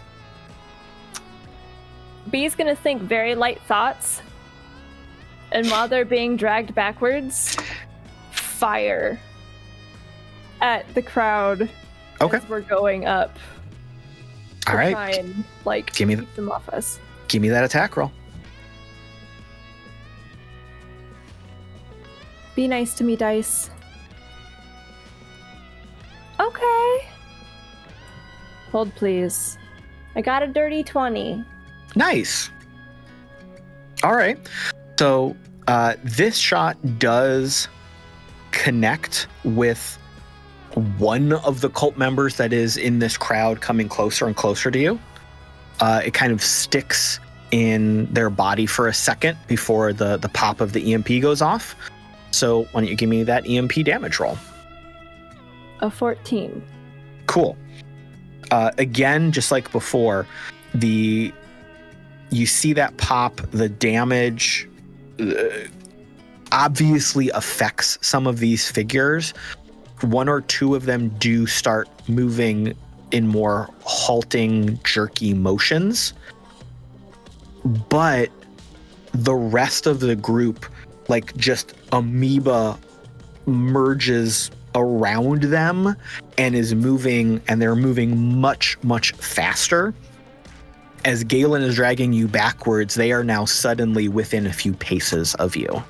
I'm gonna Scooby-Doo scramble backwards so that I can start dragging Galen up as well, so we can run up the ridge. Dog, outside, you are seeing this continued living music video, action, fireworks, pyrotechnics, and then you hear a noise. And one more impossible thing after another. It sounds like hoofbeats. And you hear what sounds to be like someone on horseback trotting up behind you. The Mounties found me. You turn.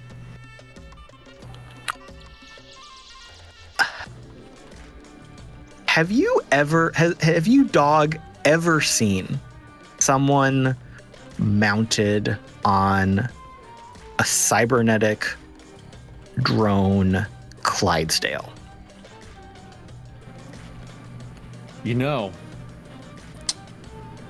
Last Tuesday? there was that one time that no, he's not ever seen anything like that. Okay. But This is a sight to behold. This, you clearly recognize a chromed out, cybernetic, massive horse. It is one of the cleanest, smoothest, most realistic types of drones you've ever seen. You're pretty sure, like individual strands of fiber optic are making up the hair of its mane and tails. Like this thing is a work of fucking art. It is glorious. You see the rider. This figure, it seems to be wrapped in like heavy leathers, kind of like deep desert gear. But also there are these touches of beauty, like silken scarves wrapped around her neck and wrists. And the figure reaches up and pulls off a helmet and goggles. You see long dark hair shake out of the helmet that it was caught under. Deep tanned skin, dark brown eyes, just a very handsome, beautiful woman. And she looks down at you. Are you the ones we were sent to help?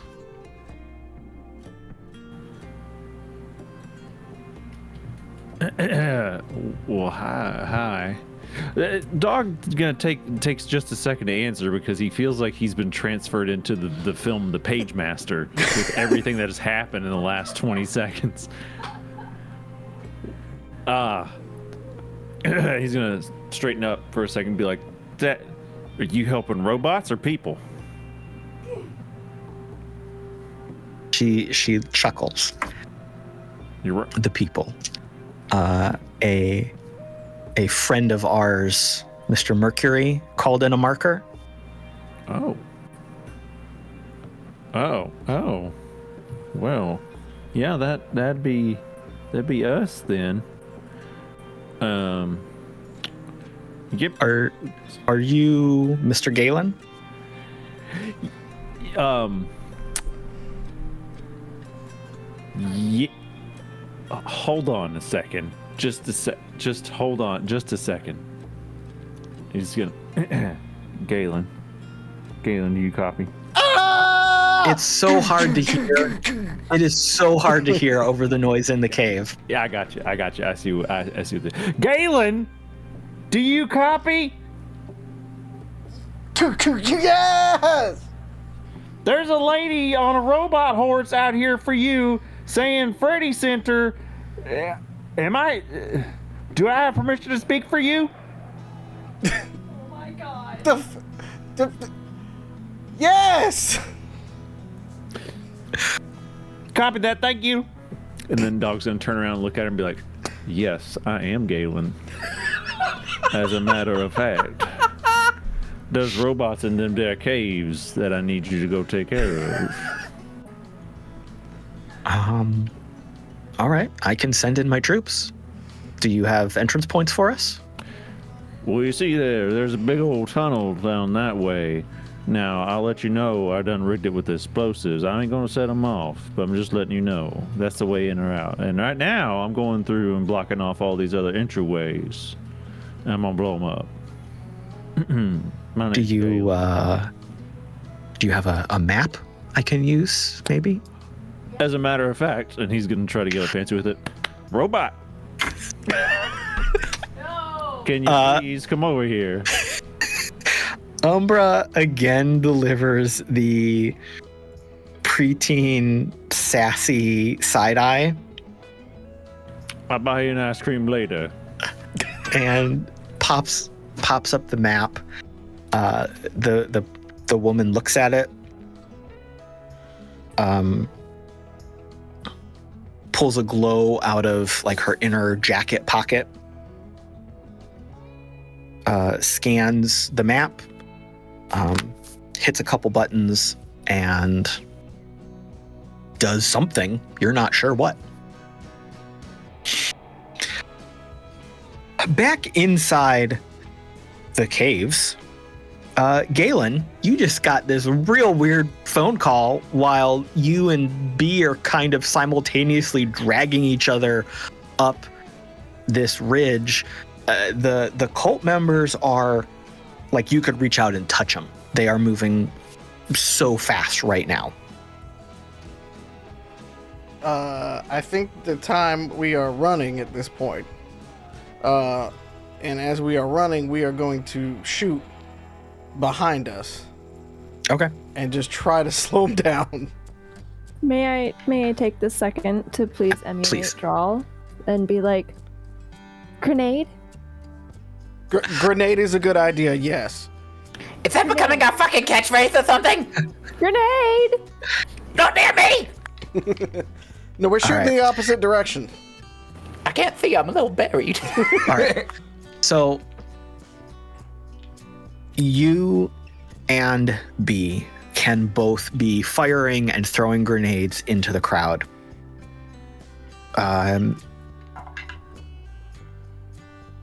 All of the damage that you are doing while you are seeing it impact this group and you are seeing cult members fall backwards, there is no impact to the mass of bodies swarming towards you. This is, beyond the shadow of a doubt, an overwhelming force that you are unable to affect positively in your favor. And being skilled combatants and survivors, you very quickly realize that the time you are spending even firing over your shoulder or chucking a grenade, that is just energy you could better spend running. Yeah, that is the point. We are getting the hell out of here. So you can all continue to run and move. Mox, you are unfortunately surrounded by these drones, these cult members. I don't know if you are able to really like get a better understanding of what is happening outside of the massive violence right now. So what would you like to do? Question. Visually, how mechanical are these individuals? Think like RoboCop. Only everything is like piecemeal, chunk on chunk on chunk, like weird puzzle pieces that don't fit together. EMP grenade. Fuck it. Poof. All right, damage. You can't miss. What is the... I need to pull it up. What's the fucking damage on the EMP grenade? Wasn't it... Whoops, sorry. We've been doing it so often. Wasn't it 3... It's 3d10. There you go, 3d10 EMP grenade, or EMP damage.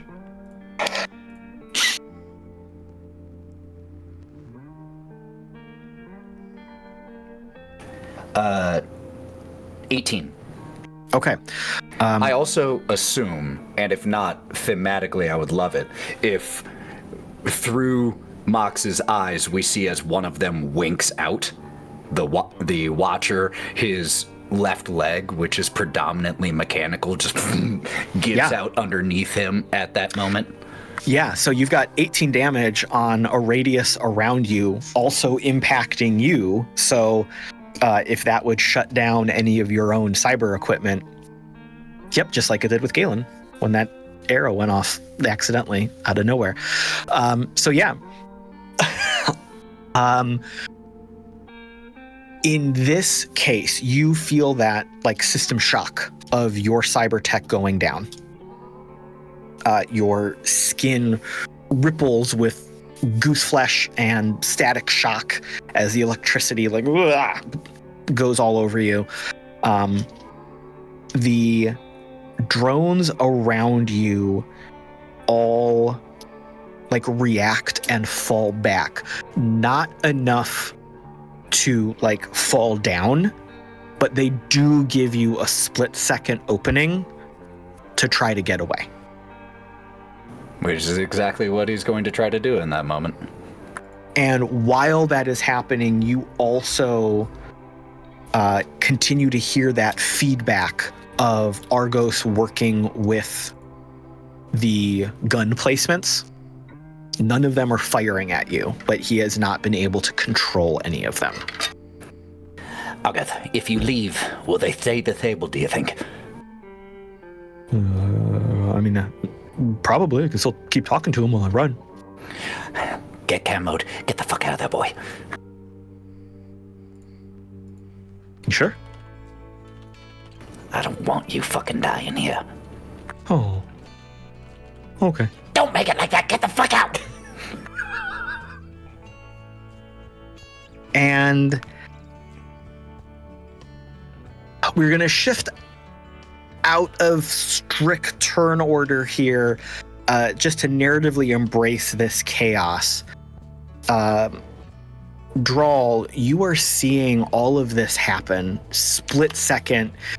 It's like almost snapshots of the activity and the chaos that your brain is processing. You see Galen and B running as fast as they can towards you, but they are both moving in halting steps. You see the surge of the cyber cult drones from below and on the ridge around Mox.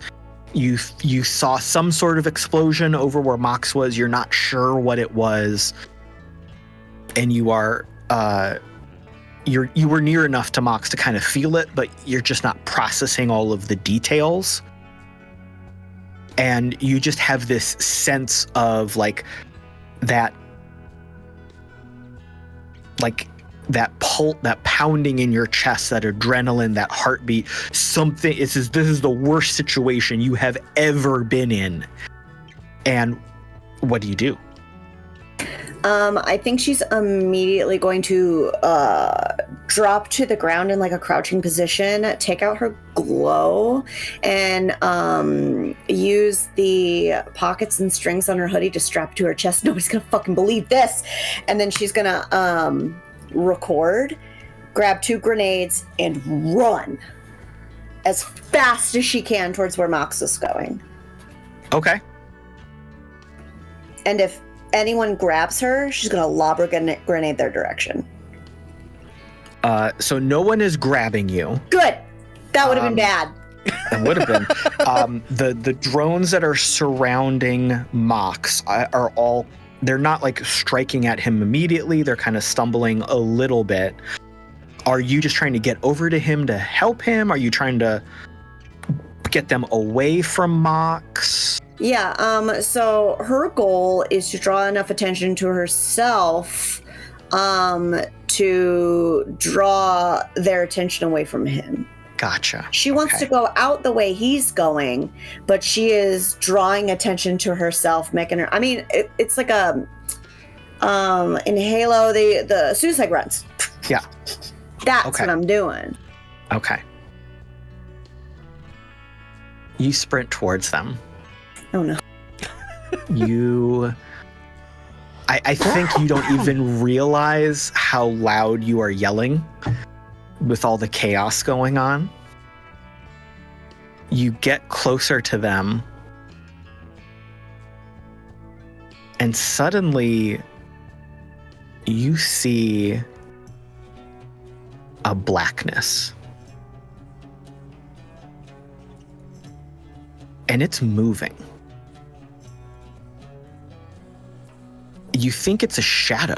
You think you see a sudden shadow. You didn't see a flash of light. It's out of nowhere.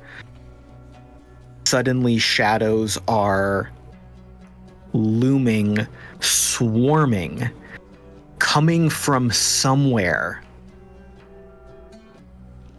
And you see that the cyber cult drones around Mox are almost succumbing, almost being washed or pulled under this flow of dark shadow.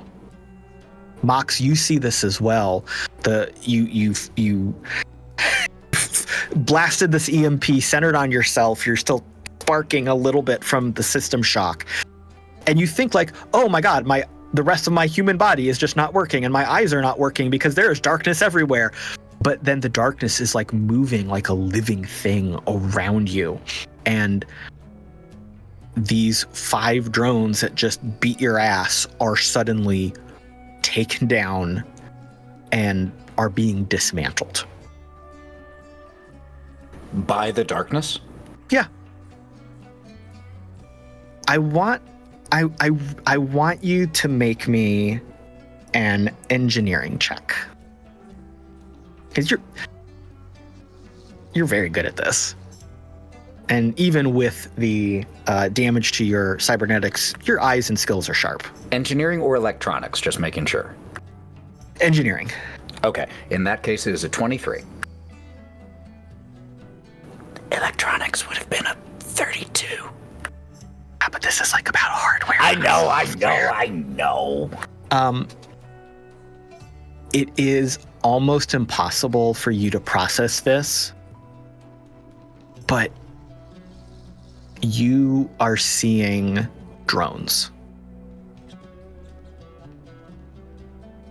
You catch a flash in the darkness, you catch a little bit of movement here and there. It's nigh impossible to get a full grasp of the images you are seeing. It's like when you see a bunch of shit happen real quick and then like your brain is trying to catch up with the visual memory. You are almost certain, unbelievably so, but you really feel like you are seeing big hulking versions of Argos take these cyber drones down.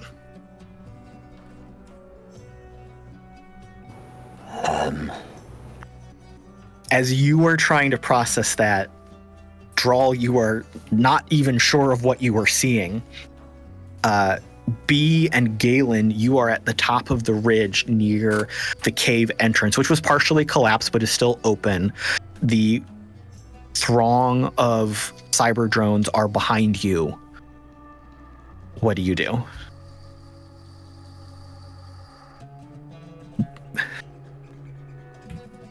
Well, I guess resolve to lead them out so that Mox and Drall can try and get out some other way.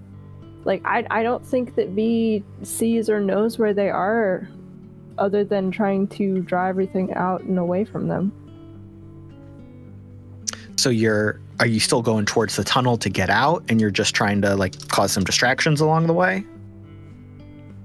Galen, step in here if you have a problem with this. No, I think the biggest thing we're trying to do is we need them to be able to get out as well.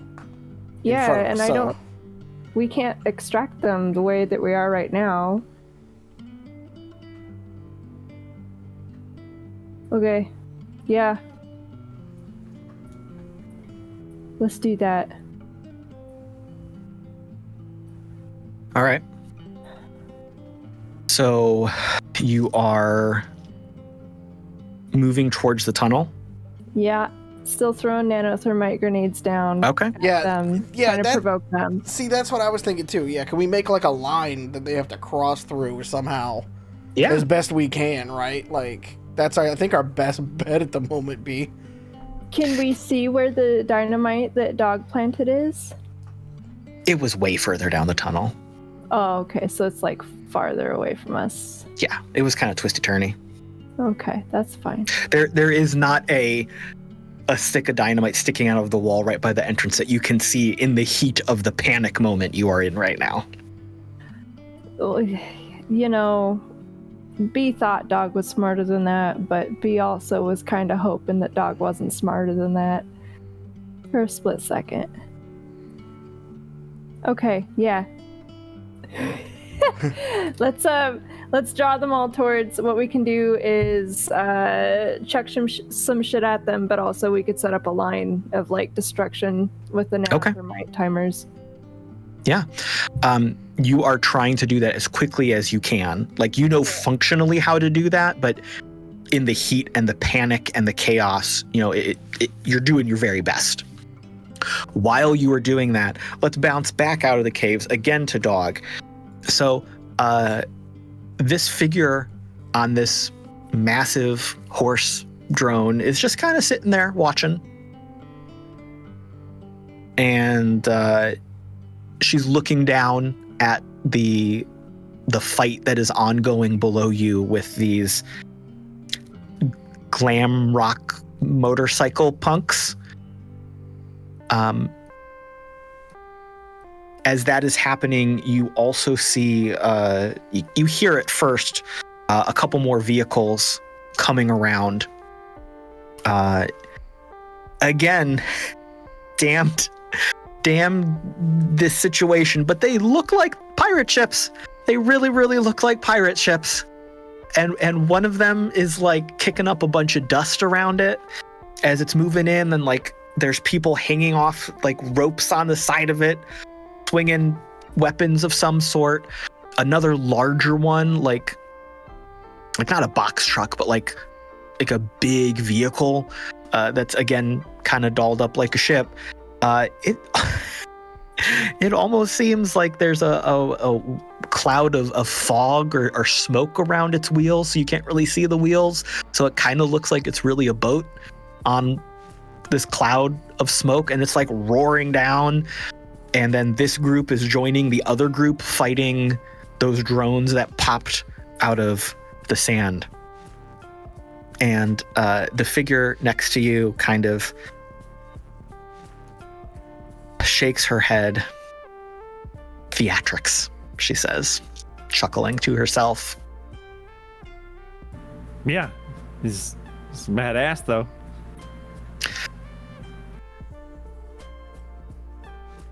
She nods. She nods. Are those yours? No, those are just acquaintances, barely co-workers. But did Freddy? I'm sorry. Did Freddy send them too? I have the feeling he called in several markers. Oh, fantastic! Do you know anybody else who's coming? I did not get an itinerary. All right then. I'm sure you know his. I'm sure you know his man Rail. Your glow is still on. You're using your sexy voice. One minute. That's right, baby. How you doing in there? Oh, just fucking Danny. No problem. Well, your sexy voice is helping. Oh, man. Okay, is that you or Argos? What? Now is not the time. Cutting out. Okay. I mean, all right then. Pardon me. Are you communicating with your team in there? Yeah. That based on the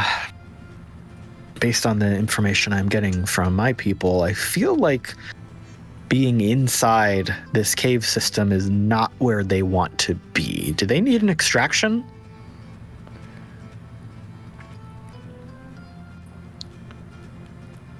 Dog at that is gonna just light up and be like, yep, yes, please. How you gonna do that? What's your idea? It hit late on me. How about I just take care of it? Feel like I might be a little more experienced with this type of thing. Oh, now wait. We don't have time for a pissing contest right now, but I'm about to blow up these goddamn tunnels. Do you want me to still blow them up or not? You may add your explosives to what my team is doing. Okay, as long as I ain't gonna get in your way, you ain't gonna get my way. I just want to make sure. If you can't tell, you kind of you don't. Now's not the time to be casting stones. Is all I'm saying. That's all I'm saying. I think we can work in concert here. Sounds good. And she again does something on her glow, and you hear movement, and you see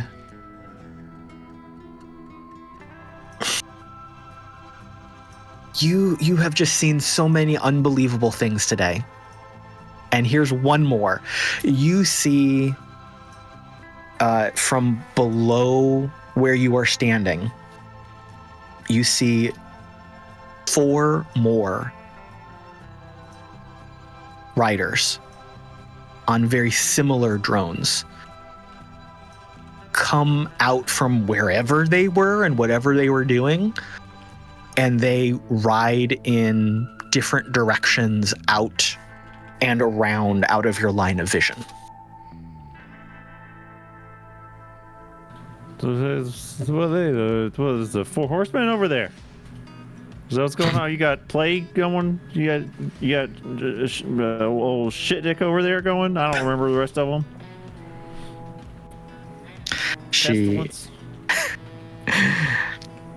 She laughs again. Well, my Dusk Riders have many names. Oh, okay.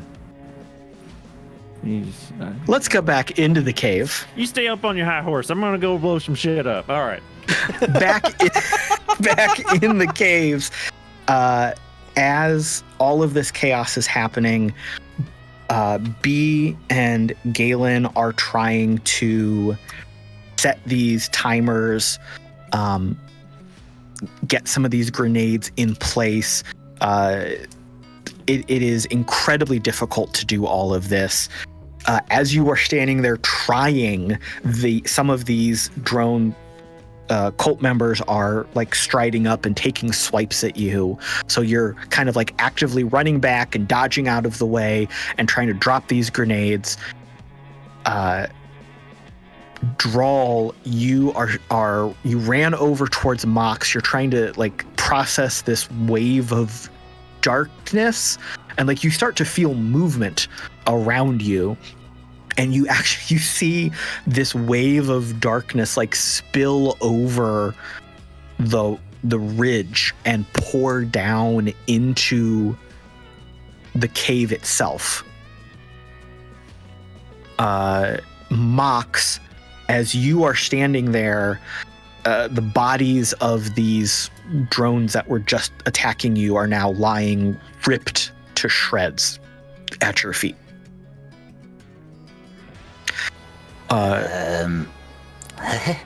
Hi? Mox and Drall, you also see Galen and B working at a frenzied pace with more drones approaching every second. What is the group doing? Mox is at this moment, I think, the first thing he's going to try, recognizing that this shadow is or multiple drones that are therefore being controlled by someone, is going to, If you're on our side, gesture to where the other drones are starting to surround Galen and B. could he go do something about those fuckers? You're not sure if anyone responds to you. Like, no one just moves and does anything based on what you've said, but they're kind of doing their own thing. Like, again, you see them kind of spilling over the side. Like, you see this wave of shadow. Then I think all Mox is going to do is shoulder the sweeper, pull Casey Jones, his rifle out, and try to take aim at whomever is getting closest to Galen or B. Okay, so yeah, you can kind of aid the work they are doing by taking some pot shots. But again, you are all seeing this overwhelming swarm pushing up towards you, even as some of these grenades are being placed in kind of a line as they're going off, there are so many drones, it is impossible to stop them.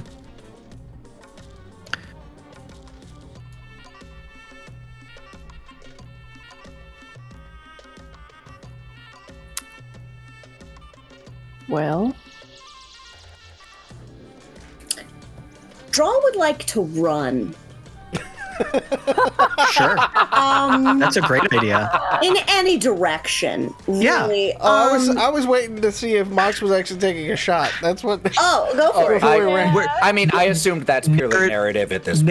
Narratively, he is like taking some pot shots and knocking some of them back. Okay. But again, there are so many, it doesn't even matter. You just see Mox strafing, and it's a bolt action rifle. So you see as he's just looking down the scope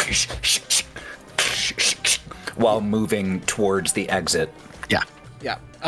B, I think it's time to just ignite and run. Whatever we got set up right there, we just ignite it, we get out. Ignite the night, baby. Let's go. And All right. He's gonna throw a Ronin knife that she's pressed the button on down at the closest thermite grenade and book it the fuck out. All right. Drall, you are sprinting towards the tunnel that you used. Again, the entrance is a little bit collapsed, but you're able to get through no problem. It's not hindering your motion, your movement enough. So you are sprinting down there. Mox, you are moving that direction while you are trying to fire as well. Galen, you are a little bit closer to the cave entrance than B was as she was setting some of those last grenades. You see her like reach out and throw the Ronin knife. As her hand is extended in that final throw, you see two of these cyber drones grab her arm and bodily lift her into the air. Ah! Do I have a reaction? Absolutely. Galen's going to pull out the last knife that he's got and just run at them to try to detach them from her. Okay. Why don't you give me like a strength check, like a grapple check? Okay, well.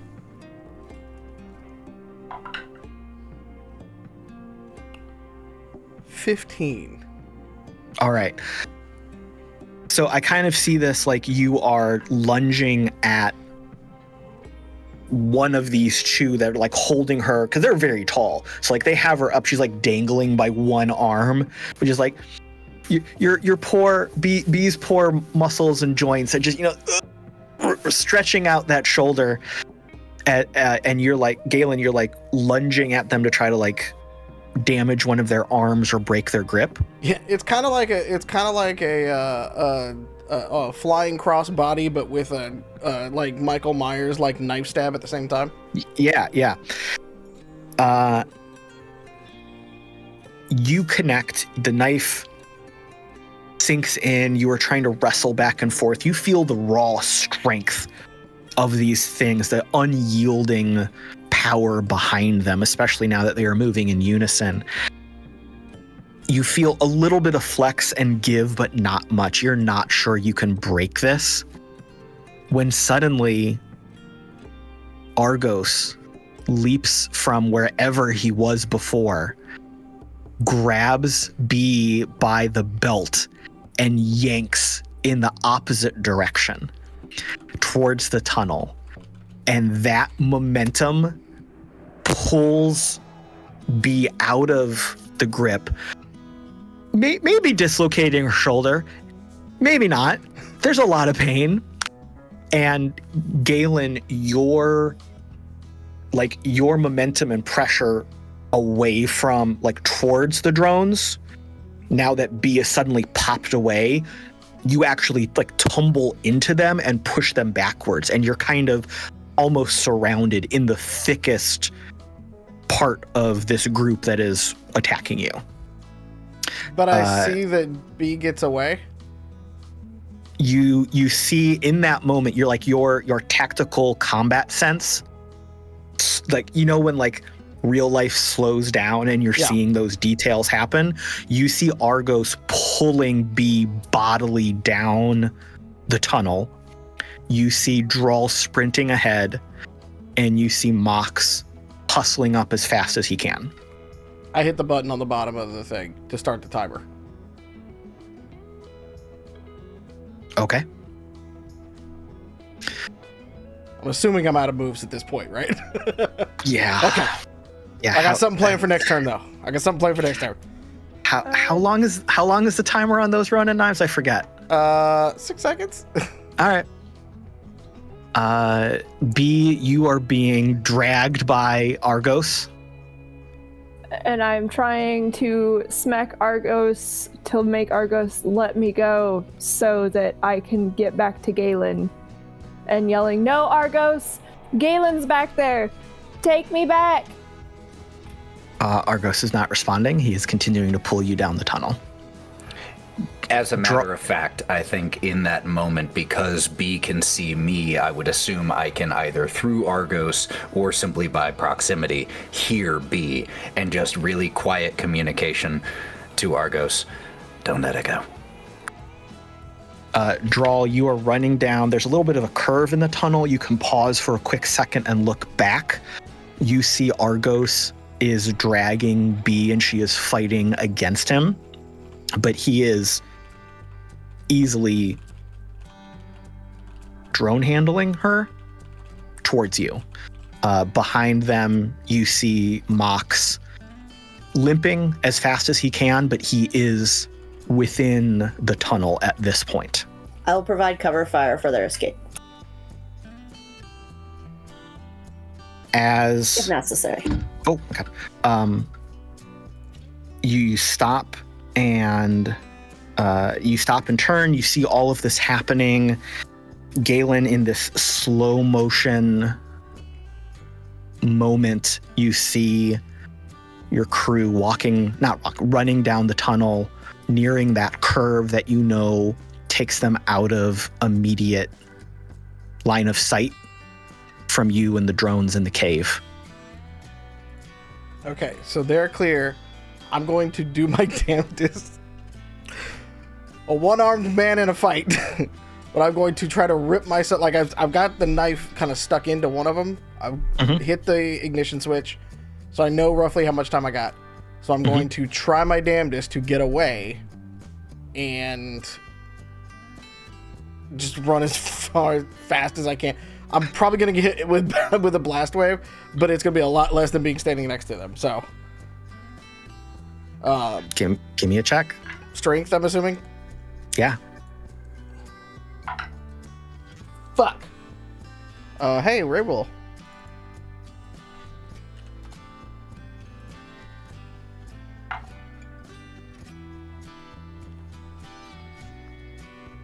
No, I'm donating my rerolls. I've already rerolled though. Well, what was that? What was that result there, friend? A 3. I have 1,000 rerolls. You twist away your body, falling into that muscle memory of like close combat knife fighting, and you try to pull a move that you've used countless times in the past to twist away and kind of dodge under a limb that you expect to be there. But that move fails because it needs all of your limbs, and you kind of forgot for a second in the heat of the moment, like you depended on the cyber limb to be there to support you, and your balance is thrown off, and you trip into the drone in front of you instead of ducking under it, and you kind of collide with its body, like that feeling of moving into a glass door you didn't see, and you're stunned for a quick moment. And in that moment of being stunned, the explosion goes off.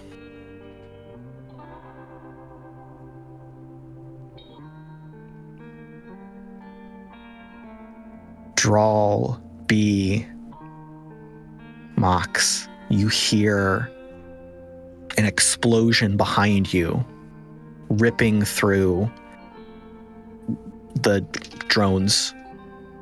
You hear a second series of explosions, the C4 setting off some of the other grenades, and you feel the cave and tunnel shake as the rocks in front of you, as you are looking backwards, start to fall and collapse. And if you do not run, you will be trapped in this cave-in. Running. You move towards the tunnel exit. You see the light ahead of you. As you come out of the tunnel, the walls behind you shaking, your eyes are blinded by the brightness of the sun after being in the cave for so long. And as your eyes clear and adjust, you see what seems to be someone astride a horse on top of the cave, on top of the hill you're on, maybe 100 yards away. You see some sort of chaos on the ground below you, where the delivery truck had been earlier. And as you're trying to process this and adjust back to the daylight, you feel the ground quake beneath you with a series of explosions. And the hill you are on shakes. Not bad enough that you fall down it. It's not a rock slide, but it is a strong enough explosion and quake that all of you are knocked off of your feet.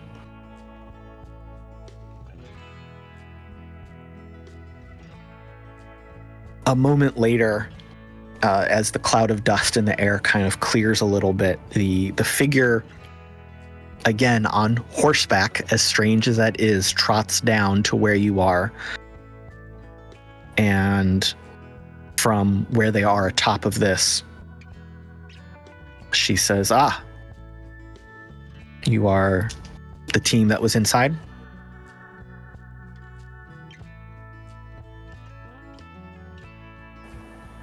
I think there's a moment, because we're all first recovering from the physical shock of the explosion, and I think there's a moment where the four of us look around at each other and realize that we don't know who speaks for us anymore. In that moment of silence and thought, Dog, where you were with Umbra, you also felt this shake and this quake, but you saw the person you've been speaking with move off, and you heard her speak, and you trot over that way, and you see Mox and Drall and B and Argos. Good. Where's Galen coming? Let's see. All the routes are gone. Where's he at? What's going on?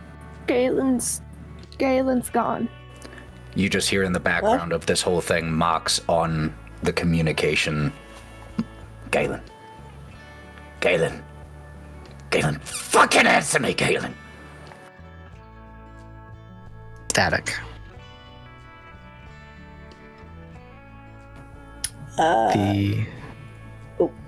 The figure on horseback looks to Dog with a little bit of a quizzical look based on their earlier conversation, but recognizes the gravity of the moment. Well, such things do happen out here in the wastes.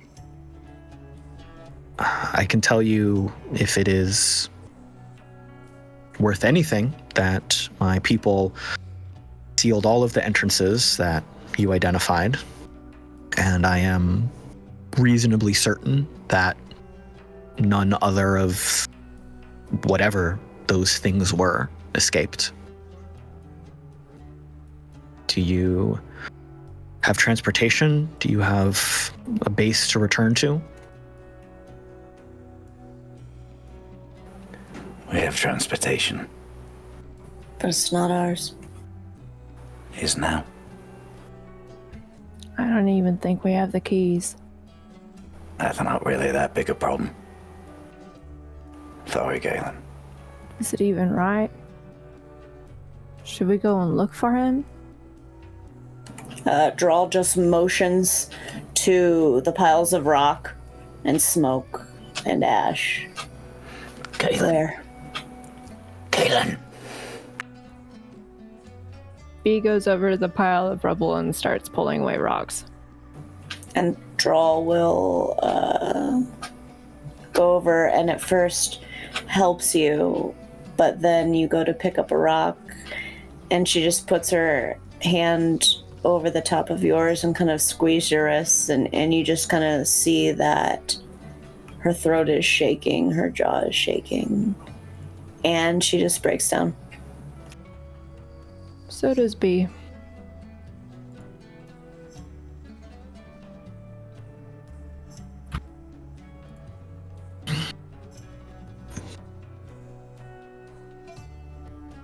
Time passes, and the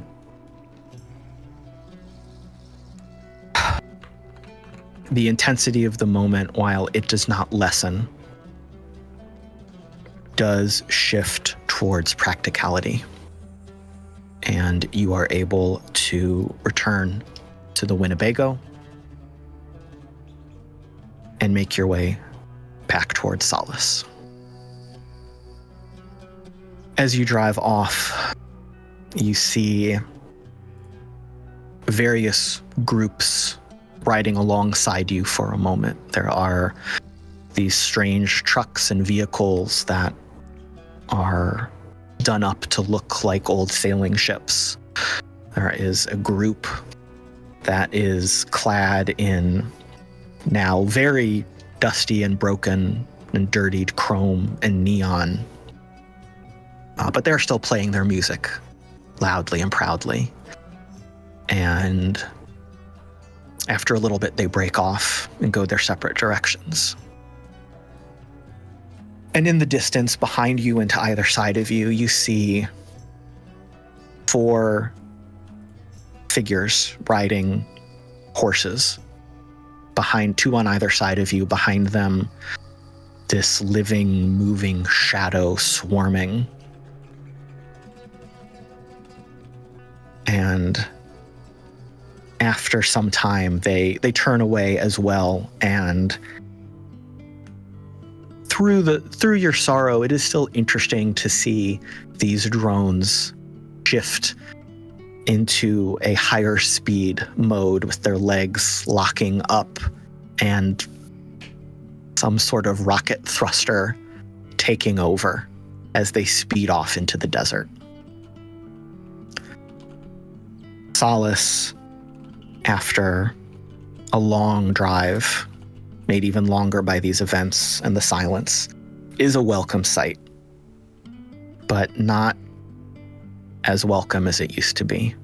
The lights are all on, the power is back on, the brightness is there. You all park the Winnebago in its old spot. Make your way to your various domiciles. Yes, Mox. I think as Mox had a thing that he did with everyone, knowing how dangerous this world is. Pretty much asking them and giving them his last will and testament. Some of our crew responded with more, some of our crew responded with less. So as we see the Windy Bagel pull into position, the engine turn off, the camera just shifts really quick back to the site of the explosion, where Mox had spray painted near the rubble-filled entrance for Sam and Z, as Galen had requested on his headstone should anything happen to him. And the camera focuses on that and fades to black. But then fades back in. Some time has passed. Drall, you are in your apartment. It has been a few days. There's a knock on the door. A very insistent but gentle knock. Drall, she sighs and she screams, "What?" And she chucks the glass of water that she was drinking at the door. "What?" And she goes to open it.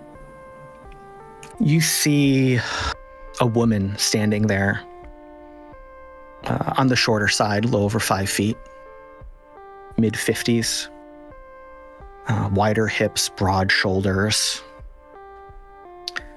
Her face and her body do not show her age, and you see a variety of cybernetic enhancement. You see threads of fiber optic cables along her arms and cheeks.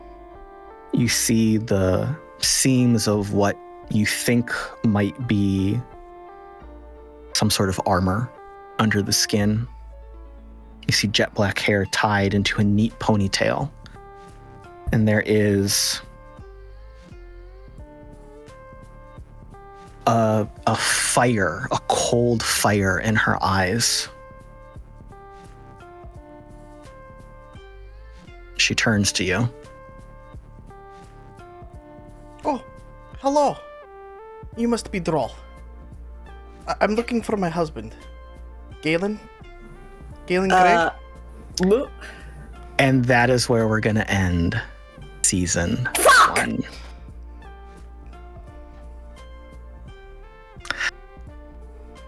That is our conclusion of season 1 of Neon Trails. Thank you all for being part of this. Thank you for being here in the chat. Thank you for enduring with us through all of our shenanigans on the road to this epic conclusion. I hope all of you are okay. We had a lot of fun doing this. It is time to say goodbye until next time, because the Neon Trails crew will return. Let's say goodbye to our lovely cast and hear who they are and where they will be doing things in the meantime, starting with Mallo. You can find me everywhere at the Mallo Man. We have a lot of stuff coming up over the summertime, including something that we will be announcing very soon as we get things going. But we do have a summer series that will happen in between seasons 1 and 2, so keep a lookout for that. Follow us at the Mallo Man and at Humanoid Games and at IDENTECO on Twitter for all the details. Trust me, we will let you know when it's coming out, and we're going to have so much fun with that one. It'll be super important, y'all. Wild. You will find me over in the corner over there, crying my eyes out as I process this episode. You can also find me at Wildling011, just about anywhere. And You know, I'm always probably going to be down for some Identico channel shenanigans, so we'll see you around. Thank you for coming with us. I need a tissue. Mwah. Pete? You know, that was a great episode, wasn't it? We shared some laughs, we cried, it was an adventure, it was everything. Caleb weaved together this crazy One Piece-esque thing at the end. It's absolutely nuts. But you know, we lost a friend, and I think it's important that this time I remind you that you can follow me everywhere at the Mallo Man and see what I'm up to. It's really good stuff. I promise. You're going to do it. Do it. Lauren.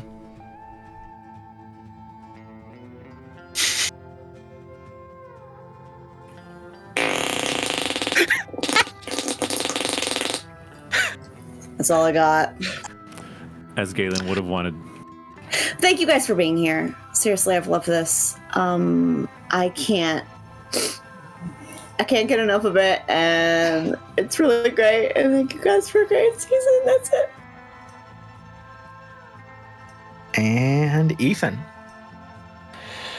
You can find us online, Thousand Faces Cosplay. You can watch our Twitch goodness at Thousand Faces TTRPG. We have 2 actual plays going simultaneously, one on Saturdays and one on the Tuesdays that this one isn't going. So feel free to check that out, or you can listen on Go Buff Yourself, anywhere you get your podcast. I love stories that go this way. Thank you so much for everyone who helped tell this story. And I am on your socials at the Caleb G. You can find me right here for Identico, here and there with Farm to Fable, and taking up a lot of space in the archives of the RPG Academy. Speaking of which, please remember to check out the Ennies and vote for our boss, Michael Ross, and his game starting on July 12th. That is it for today. Excellent season. Thank you all for your time and your performances. Thank you all for listening in the audience. We will see you sometime in the cyber future for another cyber game. Good night. We love you. Take care of yourselves. Take your meds, drink your water, eat some food, be nice to yourself. You deserve it. You are a wonderful person, whoever you are listening to this. We love you, and we'll see you next time. Mwah.